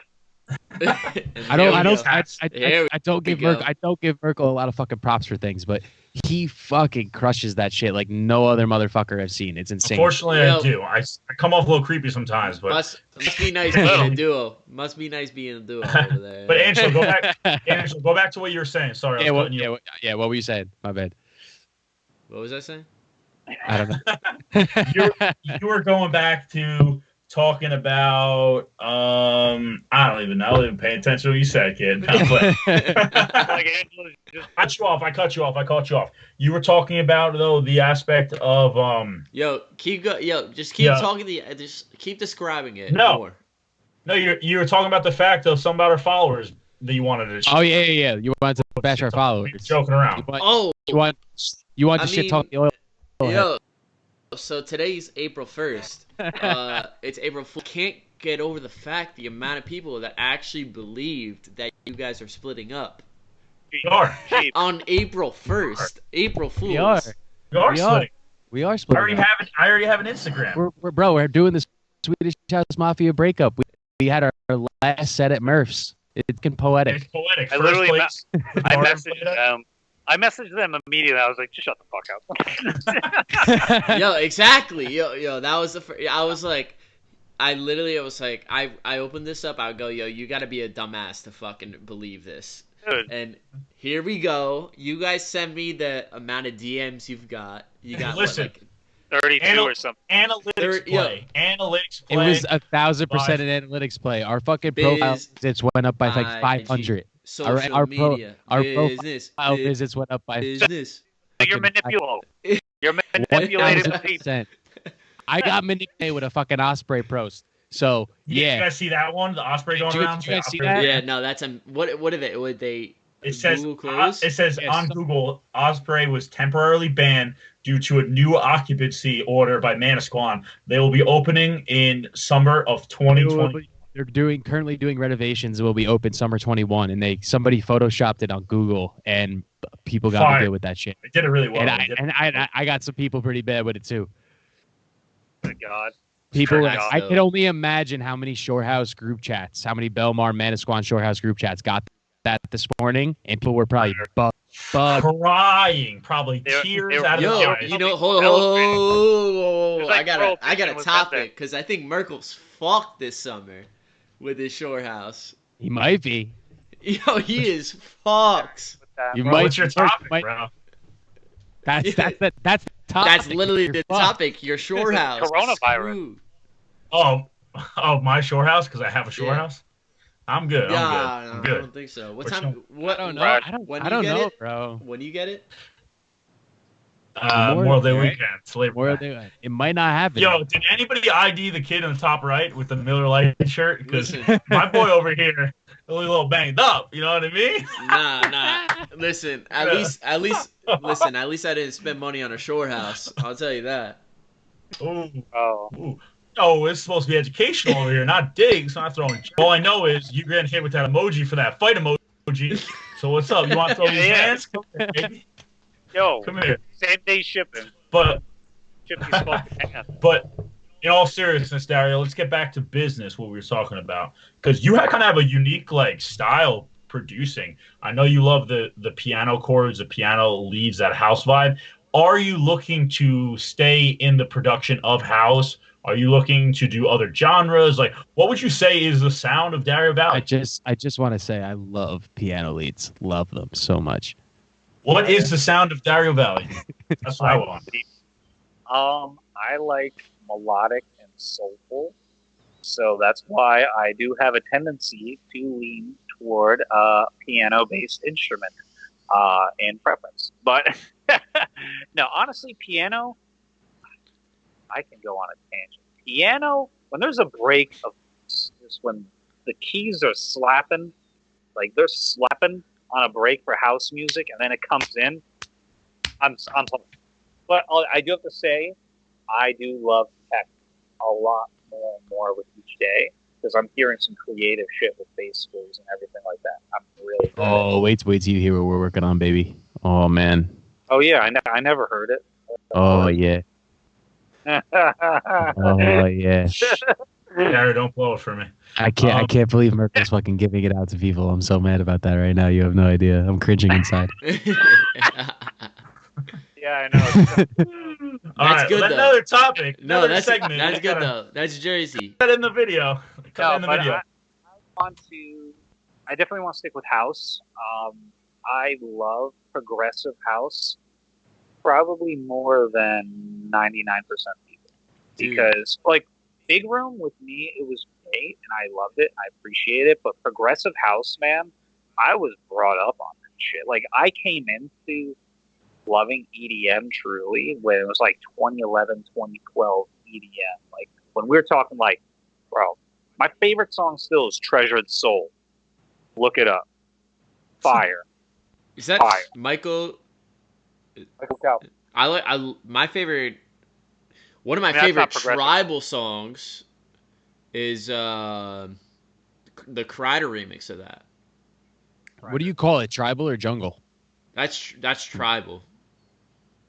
So what do you consider jungle house then? I mean, do you think there's two differences? I think there's. I think there's different. I think they're pretty much the same. Yeah. No, jungle house. Yeah, what do you consider jungle house? You think that's like carnival? I've never called anything jungle house in my life. I call it jungle jungle terror. That's what I call Sunnery and Ryan. I thought they'd be tribal, if anything. It might be. I have always called it jungle house. So, all right, I so think that makes sense though. Like I don't call things tribal, I call it jungle, but it's pretty much the same thing in my opinion. I feel like they are the same. I think they're the same. I think all right. So like, let's go like a Gregor Salto house like I'm talking like a house version. Yeah. Like a tech house version. You know, like they have it's like no bass, no bass, and then back to a drop of bass, which is like just like a steady beat. That's like you call that what? Jungle terror? You said? No, tribal. Tribal, okay. Like just like a groovy. It's a groovy beat, like tribal, like tech house, but it's tribal. Where I can see where you say jungle house is like that heavier drop, like what do you consider that heavier tribal drums? Would it be like a Henry Fong? No. Is Henry Fong? I'm Melbourne? talking more cry. Yeah, Henry Fong does like a lot of Melbourne, yeah. Melbourne electric, but I would put electro Melbourne. But sometimes he has like those core, like Heinz Up has that like that jungle tribal like foundation in the track. And like here, just an example. Magalena, Gregor Salto, Simon Fava. Yeah. Hey, Magaleno. The one, yeah. So do you consider that tribal? I like before this call, yes. But like you kind of like I've always known there was a separation, but like I didn't know what to call it, you know. So I don't for think me, separation. for me, something like that, I would always call it jungle house. Okay. It's just because like if something has like a lot of drums like that, I put house folder. I think jungle house tribal are the same thing. I don't think people are going to get it confused, and therefore they might not necessarily be the same. It's not more for the people. It's more for me at that point. No, like, right? No, yeah. It comes down like that's the fucking thing with all these fucking genres, man. It's insane. But yeah, it doesn't ever matter about the. It's the more for me, like knowing like what's a fucking if I'm gonna say anything, I would say tribal is more minimalistic. And jungle house has a lot more going on. I guess that's a better way to. Tribal compares more to tech house. In a simplistic way. Yeah. So tribal is a huge genre. Where like it but like when I think of tribal, I think of like if you want to look up a song, Gregor Salto Kanoa, if you know that. No. Mm-hmm. I know of it. Super just drummy, but like it's a vibe more. It's not huge. Like I just looked it up. It's in my jungle folder. Yeah, it's in your jungle. Play it for yourself. You listen to it. I am. Yeah, it's the one that's like body. Yeah. Let's at this point might as well segment into how we organize our stuff. Like, do you guys organize yourself via genre, via like BPM, via like newer stuff, older stuff? Like Dario, how do you organize your stuff? I actually am the unpopular opinion of BPMs, but I still have my folders. You have like some subdivided in the sense of like, let's say 126 to 128, and then subdivided to like you got the bladder of a pigeon. What's progressive? And then do you do like the energy shit? Tell me you do the energy shit. Oh my god, the energy shit bugs me out. That freaks me out when I see people make energy cue points. Do you do that? You don't? Okay, good. No, that bugs me out. If like I see that and I'm like, I want to see the times versus that. I make my folders. But I don't go crazy deep. The only time I have gone crazy deep is for hip hop, because for house music I know off the bat. Like for anyone who is curious, I mean, if you don't know anything about me, I am very into house music and EDM. I'm very knowledgeable of that, and I understand what is where in the spectrum. Yeah, somewhat now. Merc beats me every single time for tech house, though. He knows shit. Merkel beats a lot of people with tech house. His knowledge is extremely vast, and he digs deep to find some weird ass shit, man. And the deepest, darkest depths. He goes into the depths of the internet to find some weird shit. Some black market. Sometimes I buy some Continue. kidneys. Other times I find some tech house tracks, but continue. Continue, Dario. Yeah, no, but for like hip hop and stuff, I will organize that for like 90s, 2000s, 10, blah blah blah. Go from there. Yeah, we do that too. I go off of BPMs mainly because I feel when I've seen it with DJs, with they're going by folders in that sense of going back to your comfort of like, okay, I should go to this, I should go to this, I should go to this. For me, I'm like, I feel the night by rhythm. I don't feel it by genre per se. I do put that in that's number 2, I would say. Actually, no, it's 1B. There's 1A and 1B. Yeah. Like they're both in that importance range, obviously. Daryl, I feel like you never like really jump crazy transitions in the sense of beats. Like you definitely develop. Let's say you start, let's say 90. You really go from 90 to 95 to 100 to 115, like all dope. And I respect that aspect because that's something I don't do. I jump around like crazy. We definitely do. I'm used to playing jump 6 around hours like crazy. I'm used to playing 6-hour sets where I have to pace myself in energy. So, but now in my open format, more so related gigs, like when I book the Get Down and stuff, if I'm at like 66, for example, which is extremely open format, I have to jump. So like I can go, like I still do a little bit of that building, but kind of now it goes in waves. So we'll build from, let's say 90 to like 110, but then we'll go back down to like 80, but then we'll go back up. And then I have transition tracks, so I can go from like 90 to transition to 125 if I feel that I need to get to a certain level more quickly. Mm-hmm. So that's where that does come into effect versus jumping, say 126 to 90, unless it's like a fucking banger of 90, which I try to do if I'm making such a steep transition. You can't do that because you pull the energy immediately. And that's the same if you speed up too quick. If you speed up too quick, you're rushing the people, they feel uncomfortable, and they're going to panic and move. Mm-hmm. So it has to be organic. Interesting topic. Ansel, what do you think about those? So, yeah, I mean, would you say you're more like more technical when it comes to that kind of stuff? I mean, that's what it seems like. I agree. Angelo, I think like transitions are like, listen, you gotta like, I'll be right back. As weird as it sounds, you gotta take your fucking crowd on a journey that they've never been on before. Like that's how I look at every set. Like I'm like, yo, I want to take this fucking crowd on a journey.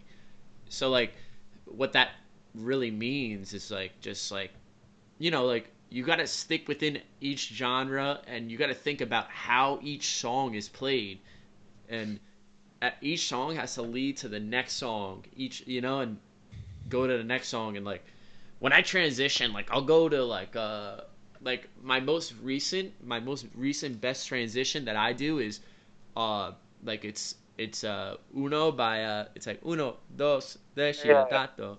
It's like this reggaeton version that Thugly made, and it goes into a Disclosure house song that I do it live, but like it's like it works perfectly, and it's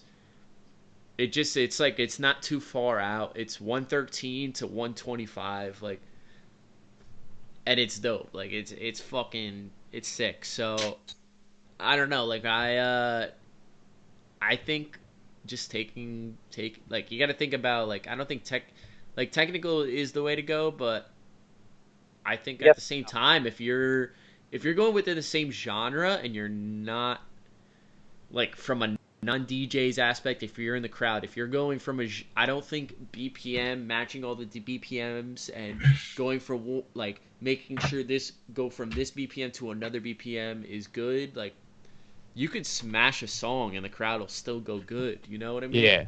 What's just transitioning? What's your take on mixing in key? Because we do not do that whatsoever. Nope. And that's purely based off of Layback Luke recommendation. He said if you're a DJ, try to mix out of key. Don't mix in key. Mixing key is like more fun for me. Like, really, no one interesting. No one gets it. Like, no one understands it. Like you know, like No. if I'm doing a tech house, Tech house. tech house. Arnold, get to the That chopper. was a Put the emphasis cookie on the down. house. Go, go. If I'm doing mix and key, like it's like replacing a drop.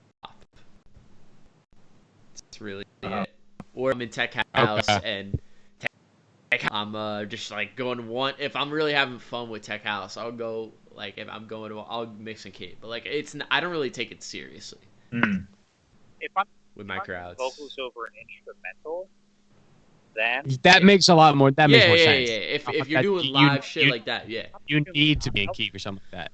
the way I transition, I'm not really dropping too many acapellas. I'm not really trying to mix that because I don't know. It's preference, really. That's what it comes down to. But I think if you focus too much on keys at that point, I'd much rather get the feel of a song. If I know that song A is going to slap harder than song B, but song B is the one in key and song A is not, I'm going with song A every time. I'm not worried because the people don't, it's not like the people have relative or perfect pitch where they're like, oh, okay, yeah, I can see that that's like 3 half steps incorrect. Yeah, I've never been to a place where a transition and I'm like, wow, that's so out of key, unless they're doing an acapella over an instrumental. Yeah. Then you can really know. And just like, all right, that just doesn't sound good at all. Like, Yeah. Like even if like they're not even live mixing it, it's like that edit sounds fucking terrible. You know? Yeah. Like, We've definitely come across our fair share of sound those. good. Sure. Yeah, and definitely our fair share of bad. That's a topic for another day. Much rather nail the transition than worry about it being in key. Yeah. Actually, let's talk about this. Let's talk about this because I think it's an interesting topic. Just like how about we make it like this? Because I feel like I know where you're going, but let's maybe. I'm sorry, Kev, but I just thought of this really quick. See if you can olive to my oil. Come on. How do you guys feel as a DJ if you go out?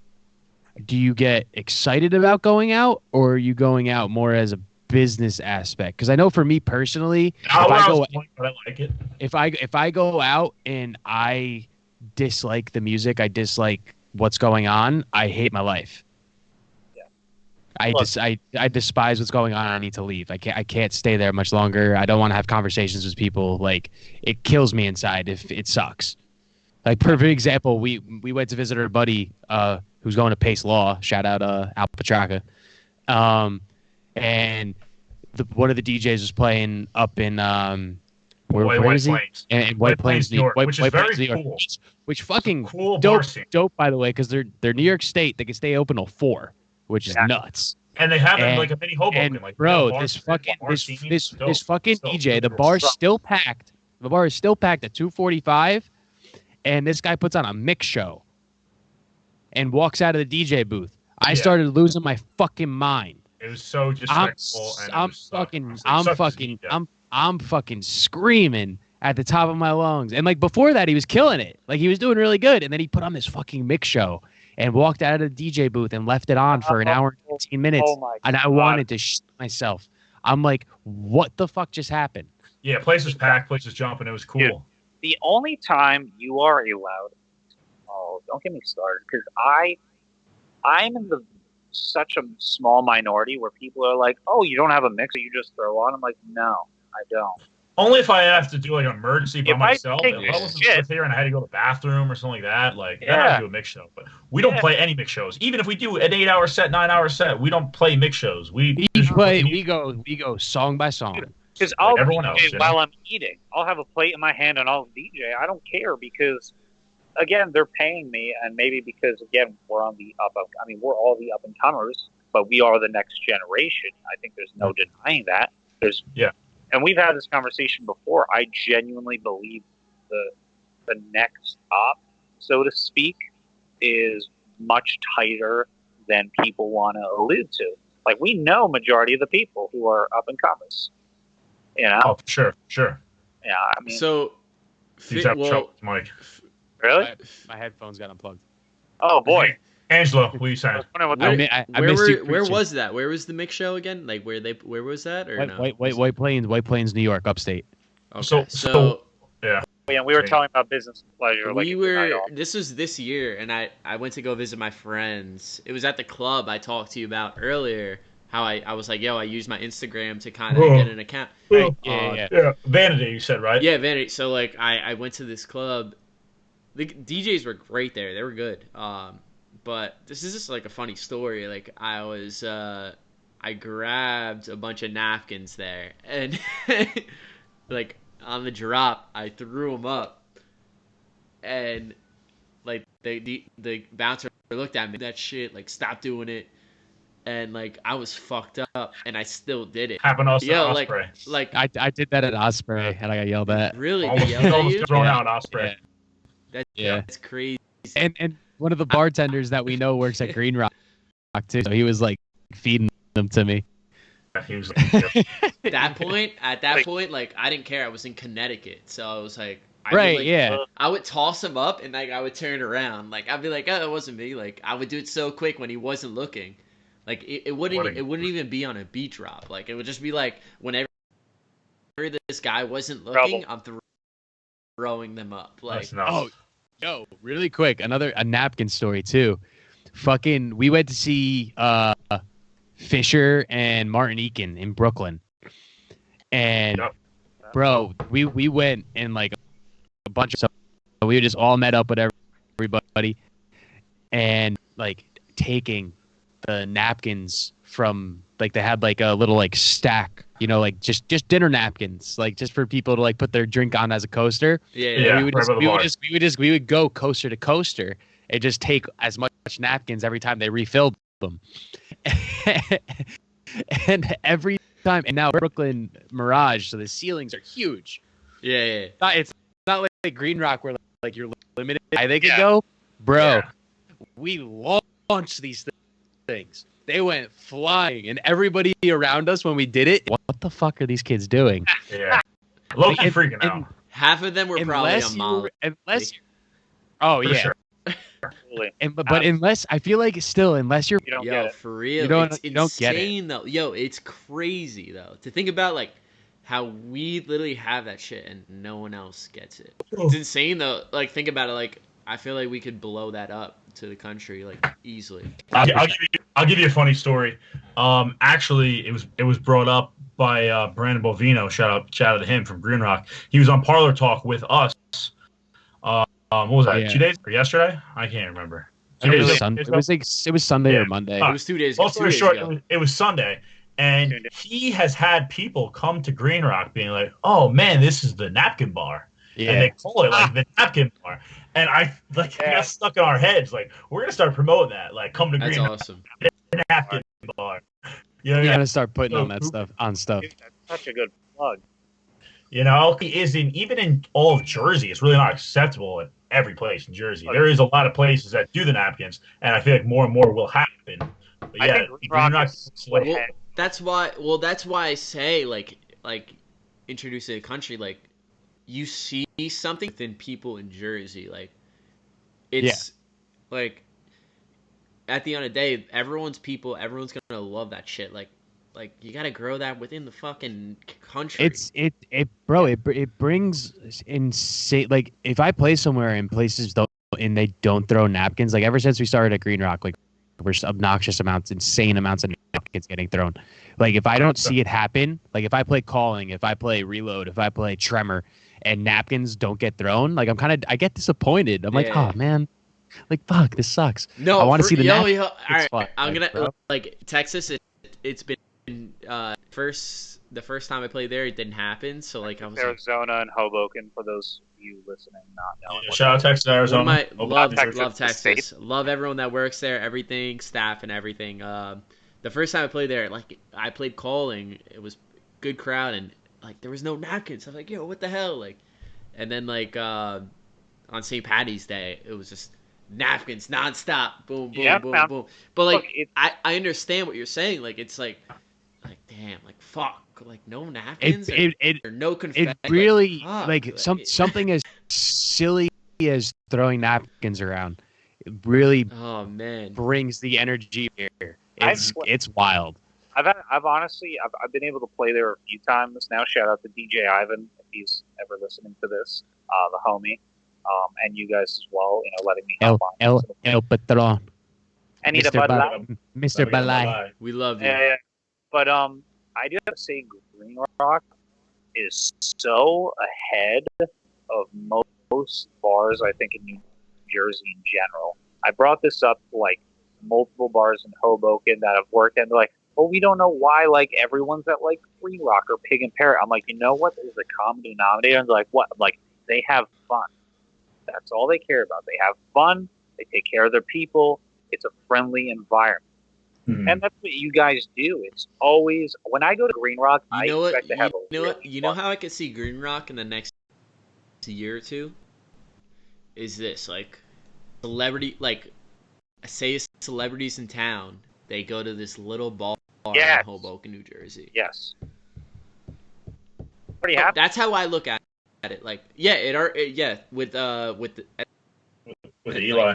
NFL Giant. But even besides that, like you guys are developing something like the napkin bar. Like I could see this like celebrity bar that like we got to get Pat and Brandon on to definitely talk about this because it's their place and we have to. Shout out Pat, shout out Brandon, shout out DQ, they're shout out great. Danny Gray, Adam, like Paul I don't know, Marcotte. man. It's just like it's a They're place. It really is a place that Nico.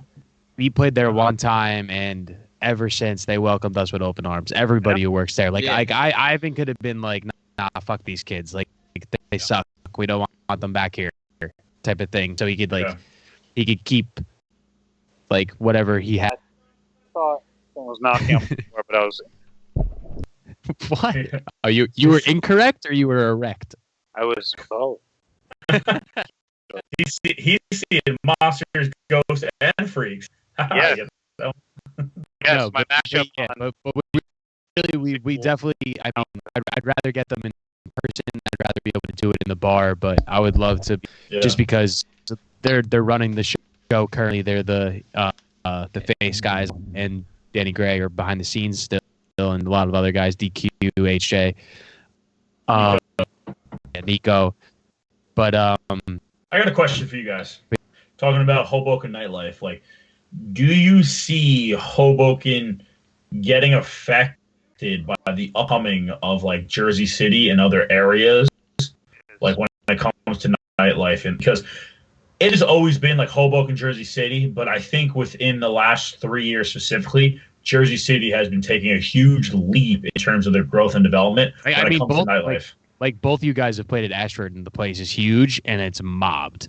We've never played in Jersey City before, so so my whole thing is, especially with quarantine going on right now, my whole thing is fucked up. Can you guys hear me? Yeah. Cool. No. All right, I'll go fuck myself. Anyway, so I think the whole thing is with nightlife, especially after quarantine, it's gonna be a little different. I think. I would hope not. I mean, I think a lot of places, not a lot of places, but I think some places might get renamed and reestablished. But I think interesting. I think at the end of the day, like I what I wish for and what I really want, and this is what I hope to happen. I don't think it's gonna happen, but this is what I hope to happen is it goes to a time where it's more of those ways where it's less social media and less like bougie, and what you guys always promote is like less like just going having a good fucking time, like like Bro, I cannot fucking agree with you more. He looks like a bobblehead. I he hate literally the fucking, for 5 seconds. I hate the fucking bougie shit, bro. But just like stop with the bougie shit, guys. Just go out and have a good time. Go out, meet people. Less of that shit, and just like less Tinder, less because everyone's gonna be on Tinder for the next couple months. People are gonna be on Tinder for the next couple months. People are gonna be on Instagram. People are gonna be on all these social medias, like, and I think it's gonna get out of their system at this point, and they're just kind of be like, I'm already stand my social media, but like Make nightlife great again. we don't. That's what we all, I think, promoted that more in Jersey. Say like 2 weeks before. Say we were a no phone, no Snapchat party. How do you think people would feel? Yeah. Say that. Or no social media party. How do you think people would feel? Nice. As an idea, people are gonna want to be like, "Oh my God, I'm out again. Time to post." But maybe you do it. Maybe you do it something like this. Like if you fucking like you your phone with your card like that, and then you get 20% off. Interesting. You do That'd be something like cool. you do something like that, and it could deter people from wanting to use their phone throughout the night. Interesting. I love that because like that's the one thing I want to really like. Listen, like I just want like a couple like people to see what it's like to like without social media. Just fucking go out and have a good 'Cause time. that's Like all- go. Be Dario, a what do you human. think? Be a What do you human, think, man. I think people have to Everything. realize that, and you got to give them an incentive. I think the $20 off is true, and you guys got the perfect spot. Like maybe I can work it out with some spots for, especially with Get I mean, Down right. but- Obviously, at the end of the day, it comes down to ownership and management. Exactly. They're willing to do something like Yeah. that because they might see it as, well, we don't really have to do that because they're going to spend the same amount of money They're anyway. anyway, exactly. You know what I mean. Dario, what do you But- think? Because I know you were There trying It to. could be an interesting tactic. Just They don't care to about the see price what going to Hoboken. They don't care about the price. They're paying for New York price drinks at a Hoboken bar. Let's be very realistic. Yeah. you think so though? For A lot of bars in Hoboken are relatively Tally- cheap. Unless it's Tally on a Thursday, or Green Rock is pretty affordable as well. You're paying what, $8 to $10 for a beer? Yeah, but Yeah, I would but say that's still New York cheaper price. than New York. Yeah, but I mean, like you Like go to a lot of $5. you go to a lot of bars in Hoboken. A Bud Light's $3. Yeah, but I already know the direction that Hoboken was going. Jersey City. I think Jersey City is going to have to reevaluate themselves and be more customer friendly and their approach. I think those customers and their audience the most are going to come out on top. Mhm. Hoboken has been relying on being Hoboken forever, and Yeah. that means jack shit. Yeah, because now they actually have somebody to compete with, or somebody that's competing with them, Well, rather. People Like go so- local. Some formidable force. Yeah, 100%. And that's what that's something I always talk about with Fisher and stuff. You know, like actually, really, before it got super crazy with COVID-19 and the coronavirus, like Hoboken, Jersey City were one of the first places to shut down. Like local bars still open, and so they kind of thrived only for like really a weekend, but they were thriving in the sense that people were staying local. And it's interesting the way that Uber and Lyft and even like the Line bikes and stuff like that, like these portable mobile like transportation services, these taxi services, these other means of transportation has like opened up the game for these hubs of large gatherings for people to attend. The Hobokens, the Morristown, the Jersey City, the New York, even in the Shore, in Belmar and everything. But it doesn't change the fact that the eyes are always been opened in the sense now people have their local spots. They have other local spots that do well that they could travel to, and they have the bigger name spots that I mentioned earlier. So what is going to constitute people from only going to those spots, because local bars can easily develop themselves up and grow themselves. They already have it. Well, yeah. Oh, 100%. Like, I'm just curious to see how it's going to play out in the future. Yeah, I mean, like when we did MRFs, we started and when we were doing MRFs, like they understood what we were doing. They understood what we were going. And a lot of, and at the end of the day, yeah, there might be some broken beers on the floor. So just serve them in plastic cups versus some glass. But if you want to make money, you got to understand that it's going to have to be a party. Yep. On the weekends, only on the weekends. During the week, do whatever you want. But Yeah. on the weekends, if you want to, you gotta establish yourself as the party bar.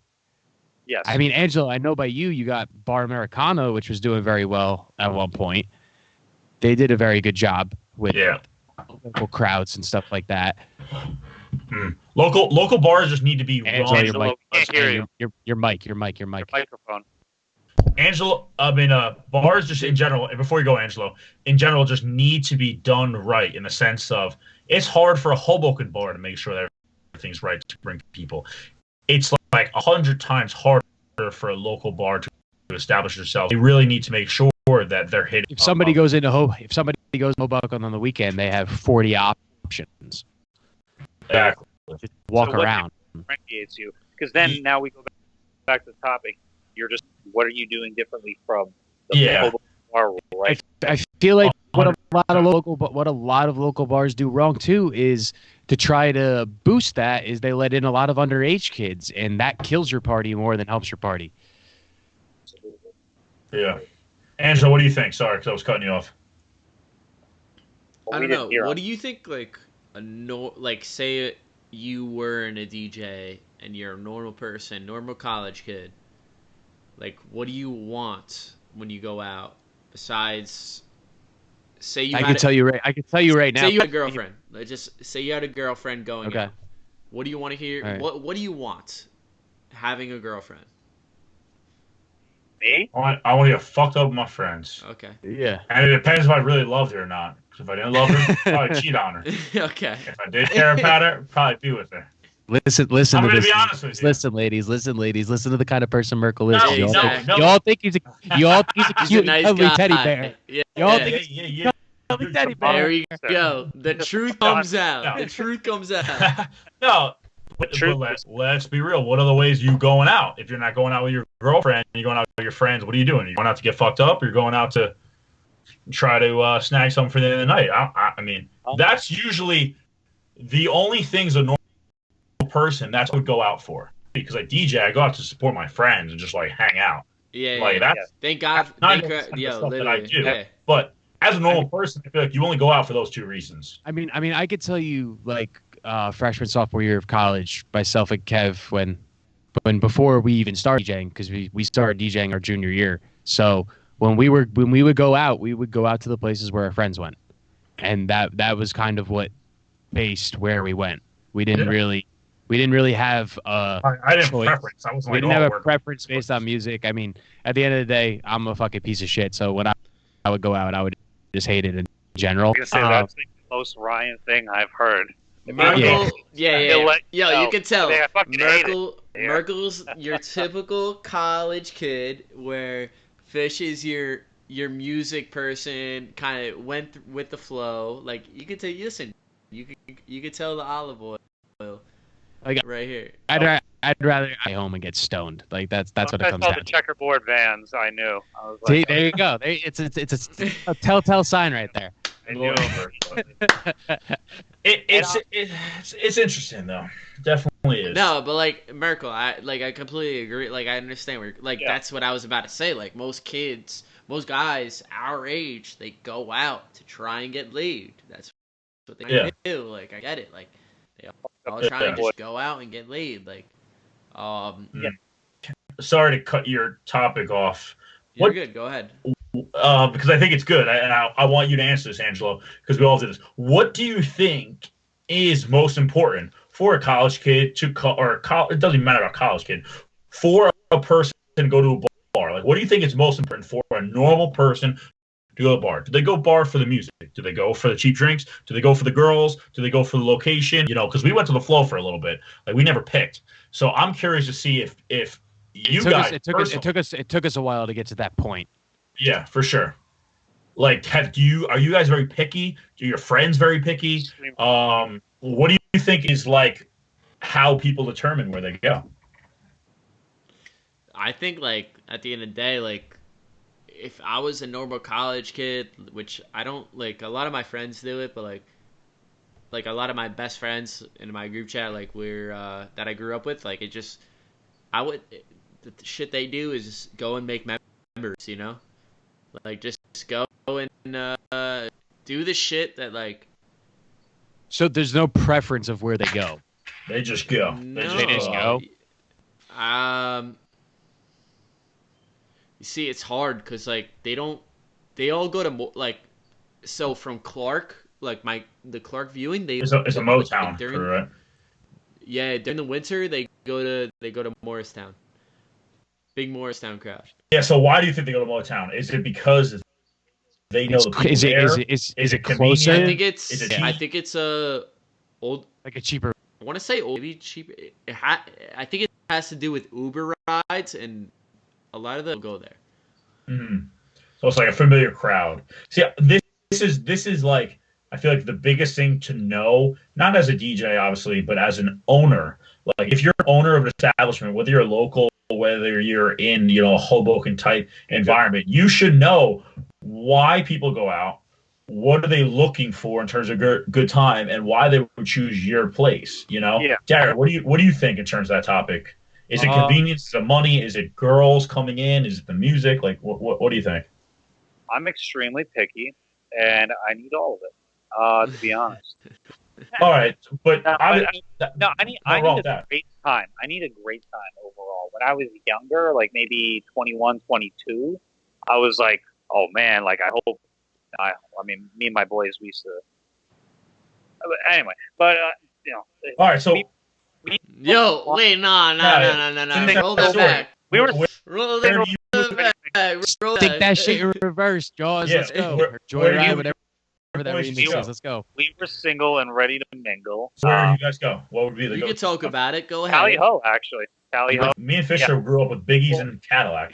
We did Biggie's and Cadillac. For that, it was Pasha because Arson was friends with Arson during that time while I was 21, and my friend group from my hometown didn't really go out as much, but I wanted to go out, and I also wanted to, DJ more. So it went hand in hand because at the time when I was like 21, 22, I was like, okay, let me try to network a little bit, and then I was really spoiled because Arson would be playing main room at Pasha. So we would be chilling in VIP. So I thought that was normal, but it's not. Mr. Fancy over here. Oh no, I didn't pay for it. Out of here, boy. But you also kind of like they would sneak me in, man. I didn't pay for that. I was like, I'm chilling with the peasants. So you kind of like low key went with the flow in the sense of like your boy was playing there and stuff, and so you're like, all right, fuck it, we're gonna go. But now like, I'm not a normal person though because you're right. If I'm off, dude, I'm going with who's playing where, and I try to time my night to where if I can see multiple people in a night, I'm going to try and do it. It's a tough question because obviously we are all like that now, but I'm saying maybe back when we weren't focused on the teaching aspect and other stuff. That's fine. Because for me, local bar was important in terms of like, or local in the sense of saving money on the Uber. Drinks and pricing was definitely another thing. And I always liked music. So I always was really big on going to a place where I liked the music or I liked the people going there. I personally was like the mayor. So I liked going places that I knew everybody. I'd walk in, dick swinging, you know what I mean? Yeah, I run these. Well, again, ladies, just listen to how full of himself this kid is. You think he's so confident. He's a man who's cute and cuddly. But really quick, I just want to show because I had it in the garage. This is the poster from the last weekend at Potch's for Sebastian Ingrosso. Danny Tenaglia closed out the last ever Potch's New York right here. I got to play there within the last few months. I think it was. But dude, nothing was like Pasha still. And I mean that location is a place where I wish that I experienced, and I know all of us were. We were like first grade, kindergarten, not even born when it was Sound Factory. And that's just another a whole nother insane type of shit. But anyway, back to what we were talking about. Go ahead. But yeah, Pasha, man, that place is just one of those spots that's probably like where someone who's older than us will describe Sound Factory or something like that or whatever venue. But there's not too many. Like there's Mirage. Yeah, but Mirage is more of a concert venue. It's not a club. I know exactly. So for clubs, there's nothing. Day of Club. There's nothing that has replicated it since. Yo, there probably is, and we just don't know about it. I mean, not in our area at least. Yeah, but in our area, we're not gonna.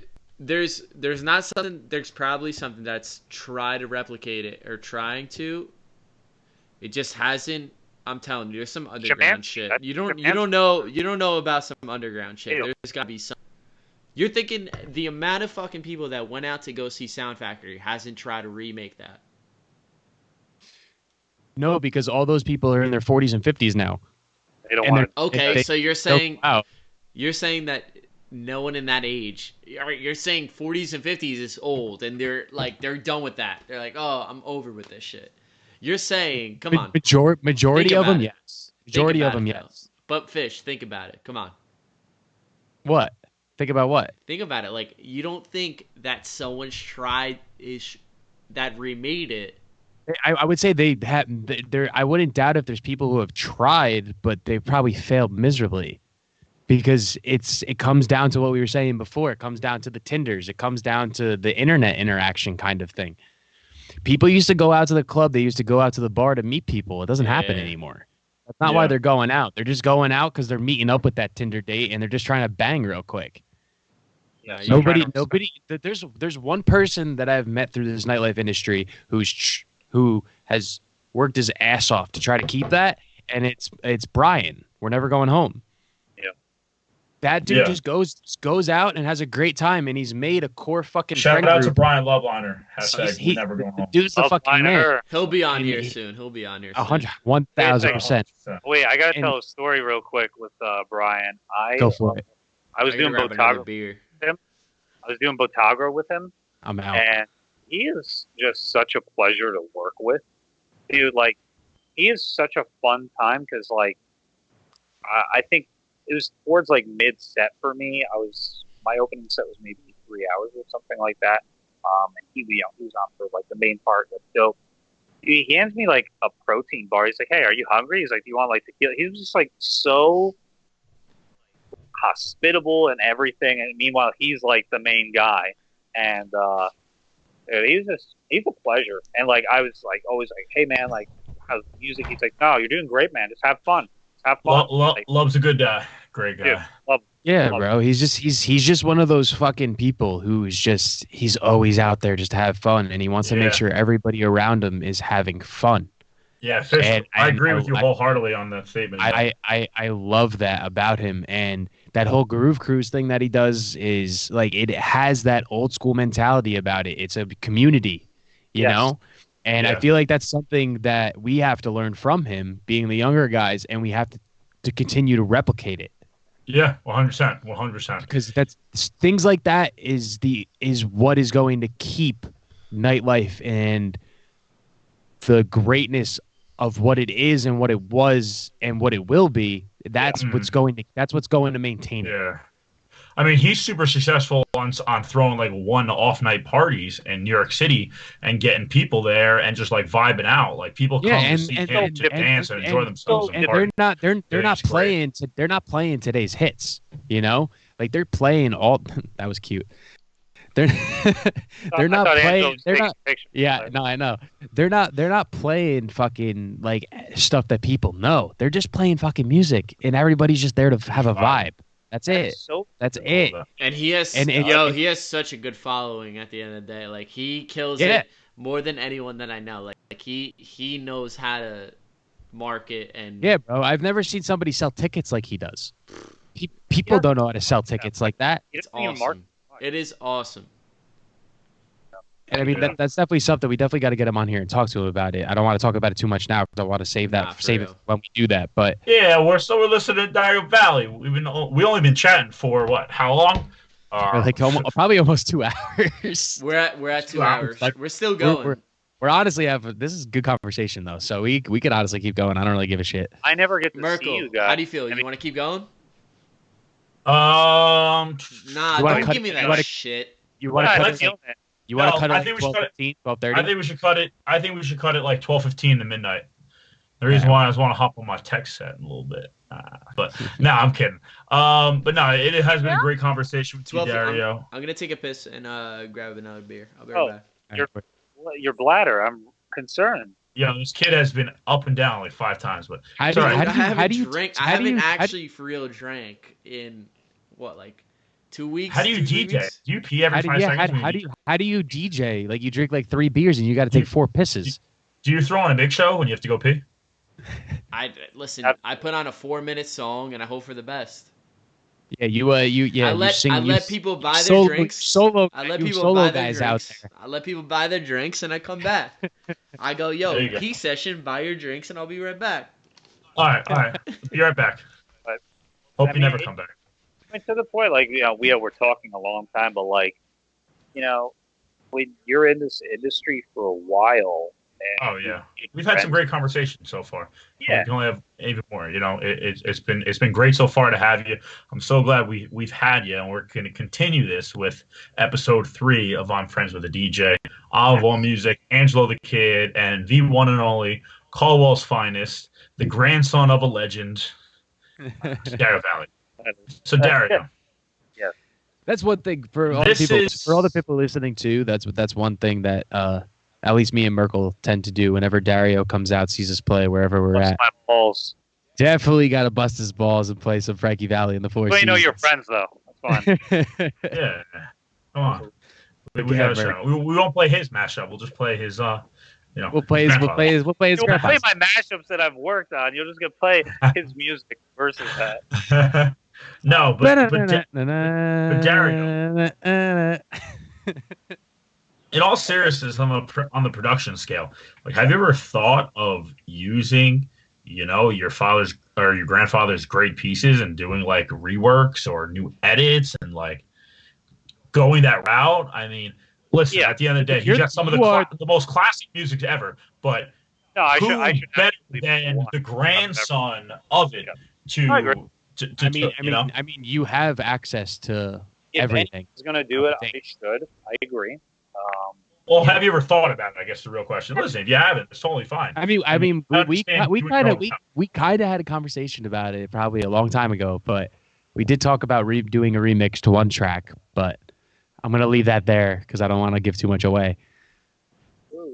My opinion on it is I haven't done it yet because separate it, like let it be. I understand that too. If I'm gonna do it, I got to do it right. 100%. I can't be the one that releases the shitty remix of it. Yeah. Oh, 100%, 100%. I absolutely. That's a great way to think about it. Like if I'm gonna be the one to do it, I have to fucking deliver it. It has to be the remix that everyone does. Like it can't be like it was okay, but then some other guy, oh yeah, no, I did it. It's like fucking fire. It's like, all right, this guy's trash. Like, no, I got to do my grandpa justice if I'm gonna do that. But what do you 100%. say? A remix of Frankie Valli? Yeah. What song? Yeah. What if you did do it and you crushed it? Well, I played. What song would you want it to be to? Dario, I played a mash. I played a. It's on my. Remember, I played a mashup of it, and you're like, "Oh shit!" You're like, "Okay, he did justice." Is it? Yeah. Is that Black Bear? That was a long time ago. I don't know if it was "Walk Like a Man." For a song that I would mash up or remix. Because what was Madcon did Beggin' in like 07. Yeah, no, they did good. I didn't like the amount of rap they had on it personally, but that's just me. But that's their musical interpretation of it, which is fine. I just did not like it. And I've had people who've done covers of his work. Like I've had people who are like, "Oh yeah, can you promote this or do you want to endorse this?" I'm like, "No, I don't. Like I don't know you." So right, yeah. It's very out of the blue. Do you feel it's not your place to do something like that? What, to do a remix? No. To like, if somebody were to say somebody that you didn't know did do a remix of his song, they knew who you were, they knew your background, and they asked you to promote it for them as the grandson of him. Do you feel it's not your place to do something like that? Like they were going to pay you the whole 9 yards? I can, but that's just not me.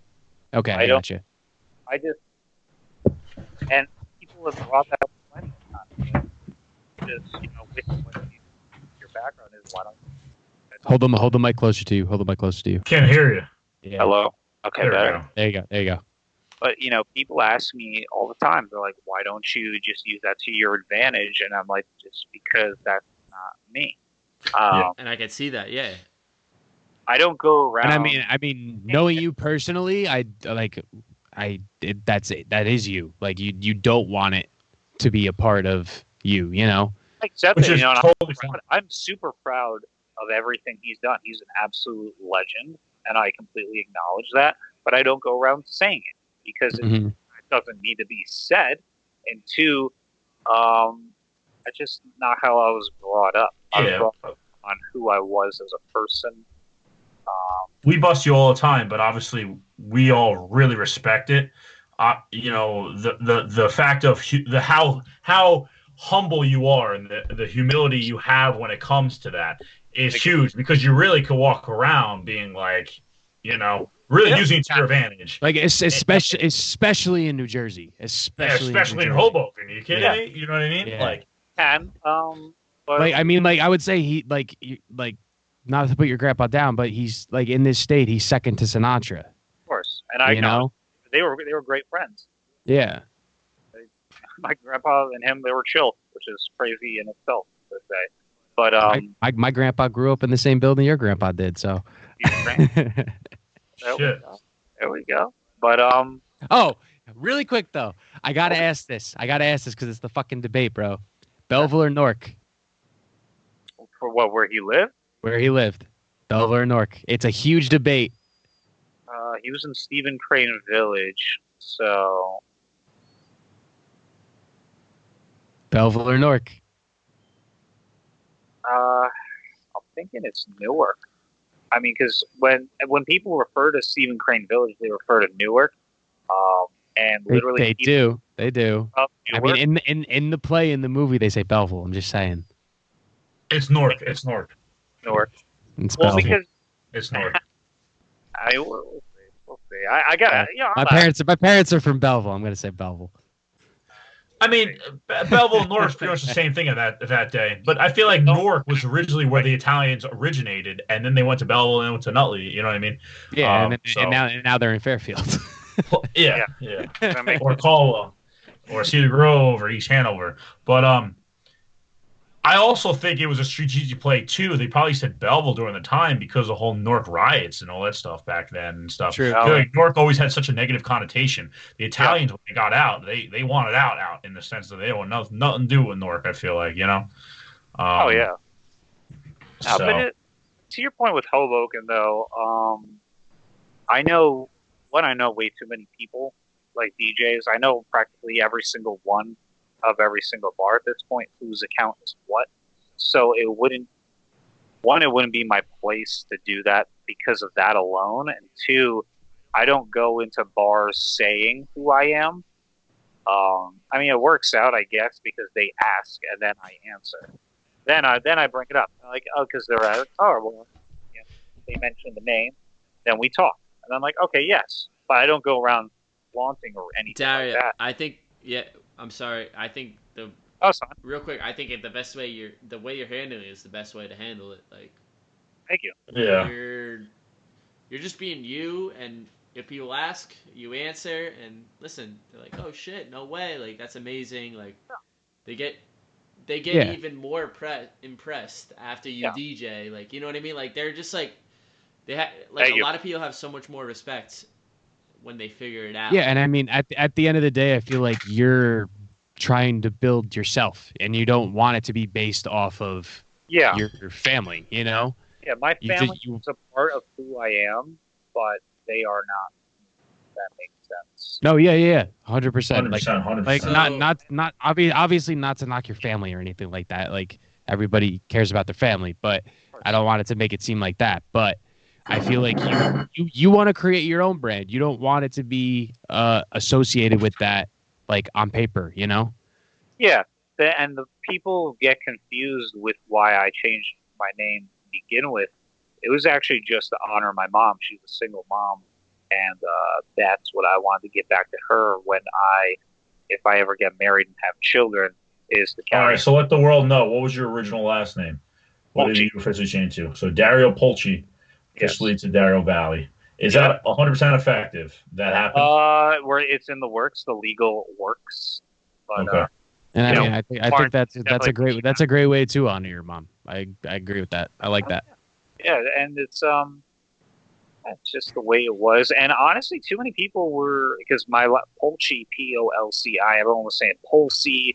They were just mispronouncing it or misspelling it, and That just got got doing. Dario angry. Yeah, I'm just an angry dude. How'd you know? But it's been, and I've had haters. I'm not gonna, I'm not gonna pretend. I talk about some of the spots that I'm at. Yeah, exactly. Fish is my. I do, yeah, absolutely. But I've had people say flat out, "Oh, this guy's getting booked because of who his grandpa is," and that's fine that you think that. And my only advice to anyone who has those form of haters is let them talk, because they're hating you for a reason. Because you're probably doing something right. They hate you because they ate you. Dario, fuck those. Listen, fuck those guys. You got us. You got that's people around you. That's one thing that maybe we could talk about. Does anybody else? I know me and Merkel have had at least two. Angelo, Two legit haters. like big time. Angelo, like haters. any haters on your end where that like have people send you something that like one of your boys, one of your friends like sent you something that people were just like what the fuck is this? Specifically haters, like specific, like directly saw hating stuff, on Angelo the Kid and his brand. Like Like the trash brand, music. the brand. Like your DJing skills, like everything. Yeah. Because we've had two in our time so far. You see, no. At least so we know. That we know of. Again, not that I know of. That's the bad part. Okay. Yes, that's always, yeah. Not since high school. You guys Gotcha. in high school? I did. Sophomore year Well, of it's high just like school. people making fun of you for. Someone said I played Danza Kuduro twice at a school dance, and they That's not What? that's not a hater. and they tweeted That's just at somebody saying. That's just somebody fucking I, busting your I balls. was hated all throughout high school. That is Yeah. not because you were a loser, though. Yeah, But that's I was doing. All right, yeah, that was my younger shit. Yeah, No. I was Angelo? listen. I was doing Sweet 16s Right, for look a at you now. while. Look at you now. Look at you now. You So know. I said, Yeah, now they're probably hitting you up to get in. And I got an I went interesting. down. We gotta talk about my high school because I had like a mentor kind of. I had like a mentor that was my age. It was so like high school was so weird for me. You ever hear Kyle Hughes? You know Kyle Hughes or no? Yeah. Yeah. So I have like I think I got his run. Shout out Kyle Hughes. Shout out Kyle Hughes. yeah, that's my boy right there, Kyle Pretty Hughes. sure he's got my mic. Yeah, But it's all good, Kyle. I remember we were DJing I don't remember the girl's name. I think I have her number, but I don't remember what I saved it as. But there was one chick who came at house party at the West Orange House, Merc, who asked if I know who Kyle Hughes was and if I had any of his stuff. And I was like, hey, I think I got like one or two things. And she was from Clark. Nah, should have asked. She was in SDT, I think.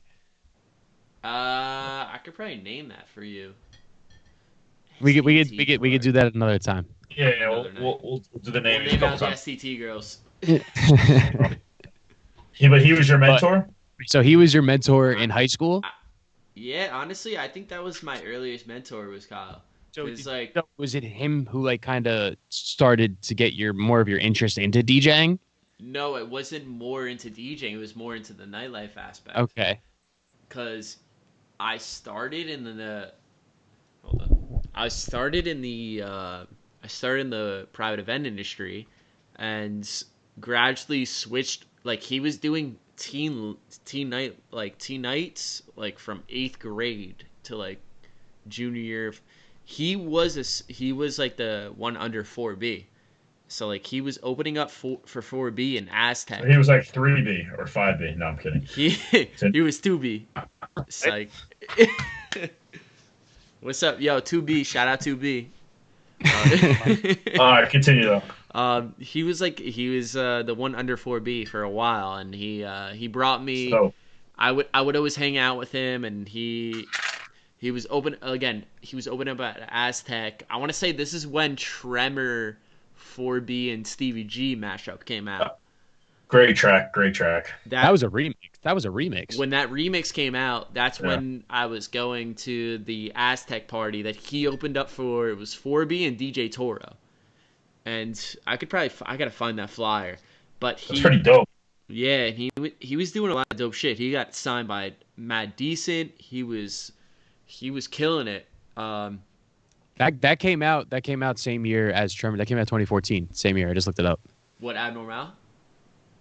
But no, the remix they did came at CVG 4B. Yeah. That came out 2014. Okay. Merkel used to play that all the time. But anyway, continue. Yeah, I'm sorry. I did. I still So, think like, I had to look that up. And How old see were you when it guys, came out. by the way, when that happened? 2014. We were freshmen in college. Yeah, but the thing is, I didn't even know what Tremor was until like my junior year of college when I started DJing. Somebody asked for it. I knew what Tremor was, like 3, 2, 1. I knew that. I didn't know the Tremor 4B. I didn't even know 4B existed until like my junior year when we started DJing. I remember we were doing a house party. Shout out to the boy Santino Fest, and some dude came up and said, "Hey, do you have any 4B?" And I was like, "I don't even know what that is." He's like, "Yo, you got to download the song Tremor 4B remix." And since that, I was like, "Oh shit, sound bumps."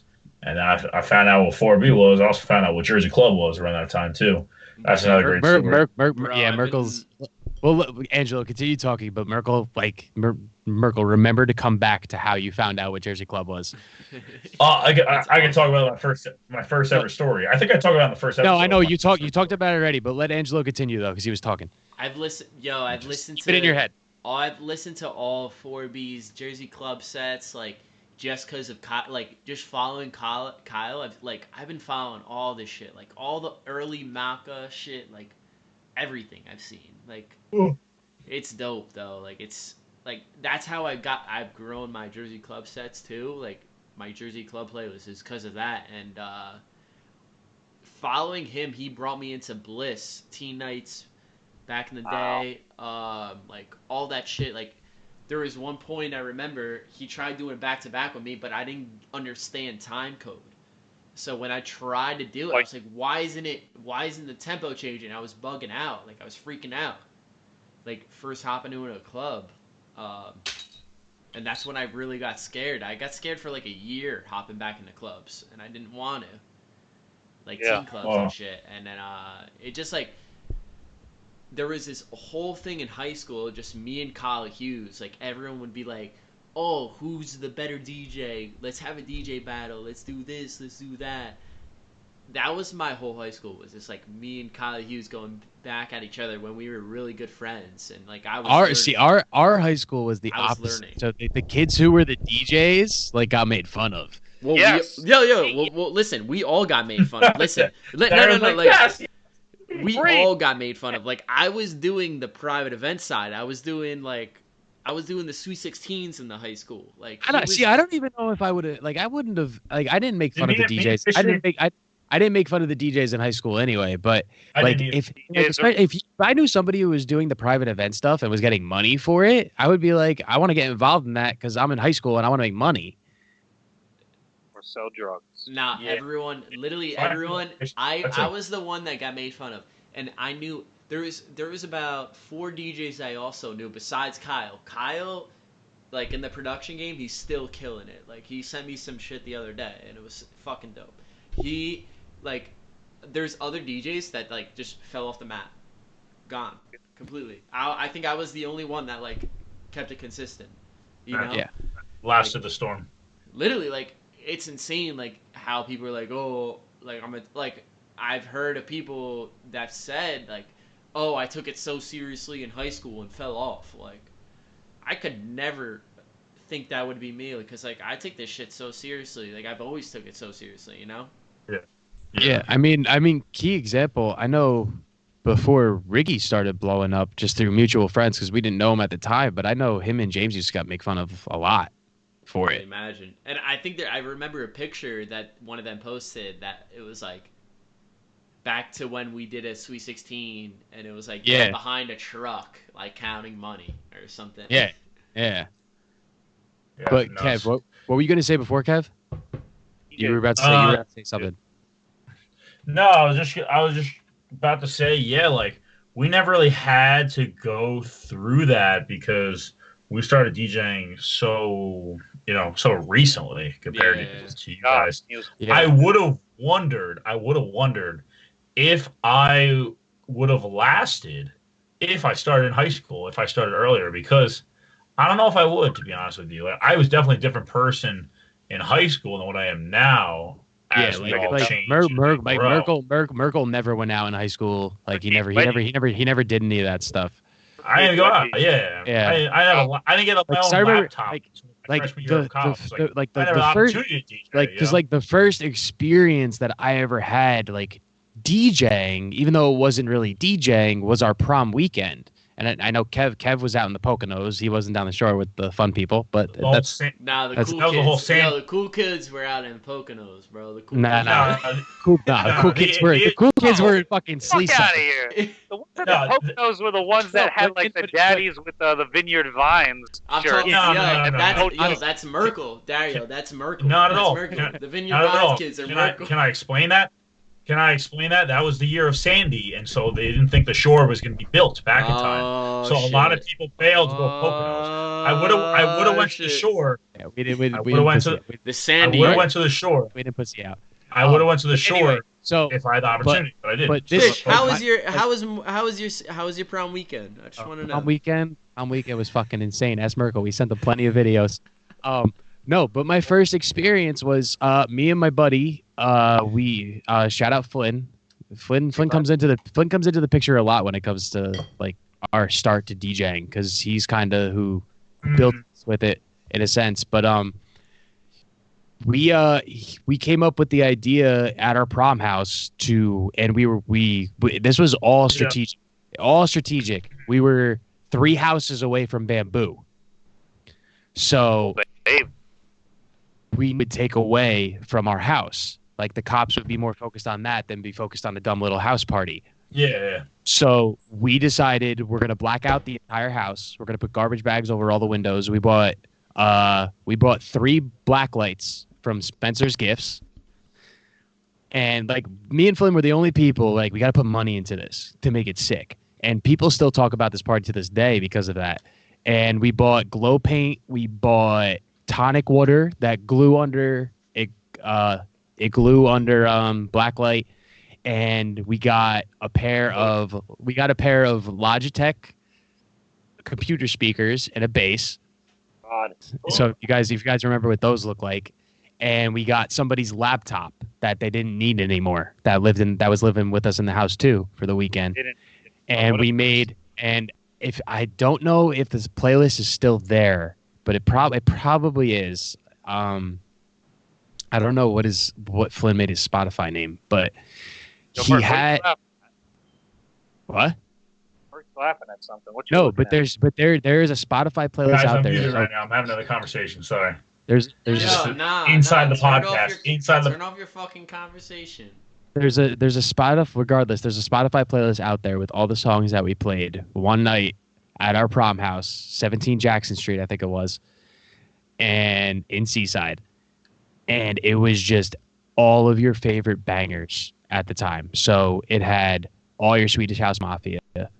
It had all your favorite, like Martin Garrix started coming out at the time. It had all of that stuff. Yes, It and had all the fucking Zed shit. It had all the Alesso shit, Cash shit.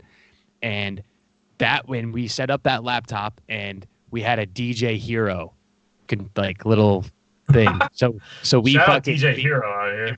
and we took two of the dressers that were in the prom house, stacked them on top of each other, and cornered us off behind 2 couches, and that was our DJ booth.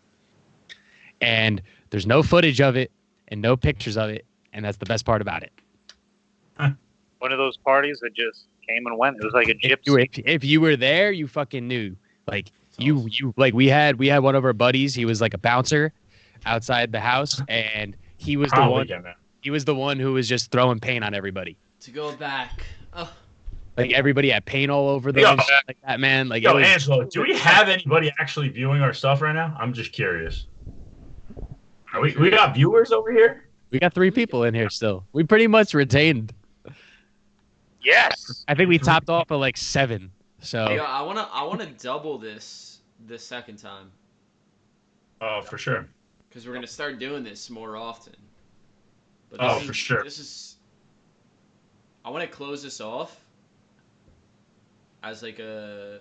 Actually, we don't even have to close it off like an OG. Like that's the best part about this thing, is that we don't have to like.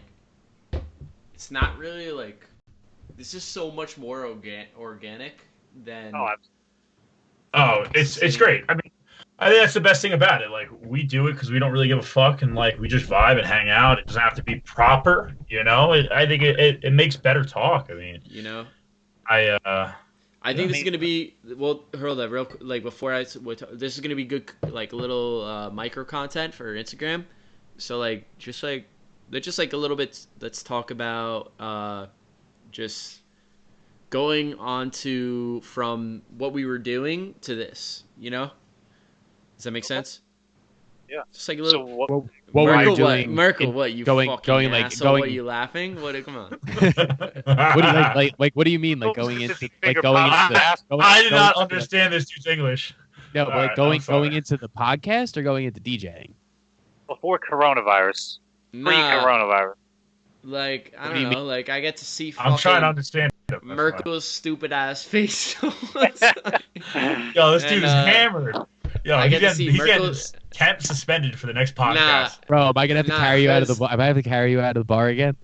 Nah, because I get to You have to see call Merkel's on if we have stupid to be ass better. face, and then I get to see his stupid ass face DJ, and then I'm like, yo, like it's just too much. That's why we're done with it. And exactly, right there. Yeah, try working with them 24/7. But in all seriousness, guys, we were rocking out. This is episode 3 of I'm Friends with the DJ with Angelo the Kid, Olive Oil Music. We're rocking out with Dario Valli. We've been going fucking long. Right, so, guys, I'm Friends with the DJ, episode 3. We have our guy, Dario Valli, right below me. My man. Love this guy to death. Where can we find you, Dario? Talk to me. I just want to give a shout out to my homies, Olive Oil and Angelo. We are the next generation. We are coming. My name is Dario Valli. You can follow me on Instagram, Dario_Valli, and every other social media, such as Twitter, Facebook, YouTube, TikTok, Snapchat, all of it. Dario Valli. I'm on SoundCloud, Mixcloud. Love these guys. What about Thank Grindr? you so much for having me. Yeah, Grindr too. If you ever need a friend, I'll be there. Thanks for having me. Name is undisclosed. Undisclosed. Yes. It is actually. But the big thing, Dario, Yeah. can I get a oh yeah? Just one. Just one. There it is. Wait, no, one more. Fish was stalking. One more. Can I get a oh yeah? That's right. All right. If That's you're a king. if That's you're feeling episode- good, Episode 3, man. if you're feeling good, you're feeling better as of right now. So, have a good night. If you made it this far. Good night. Yeah, no, exactly. Thank you guys. Have a good night. Or you're a saint.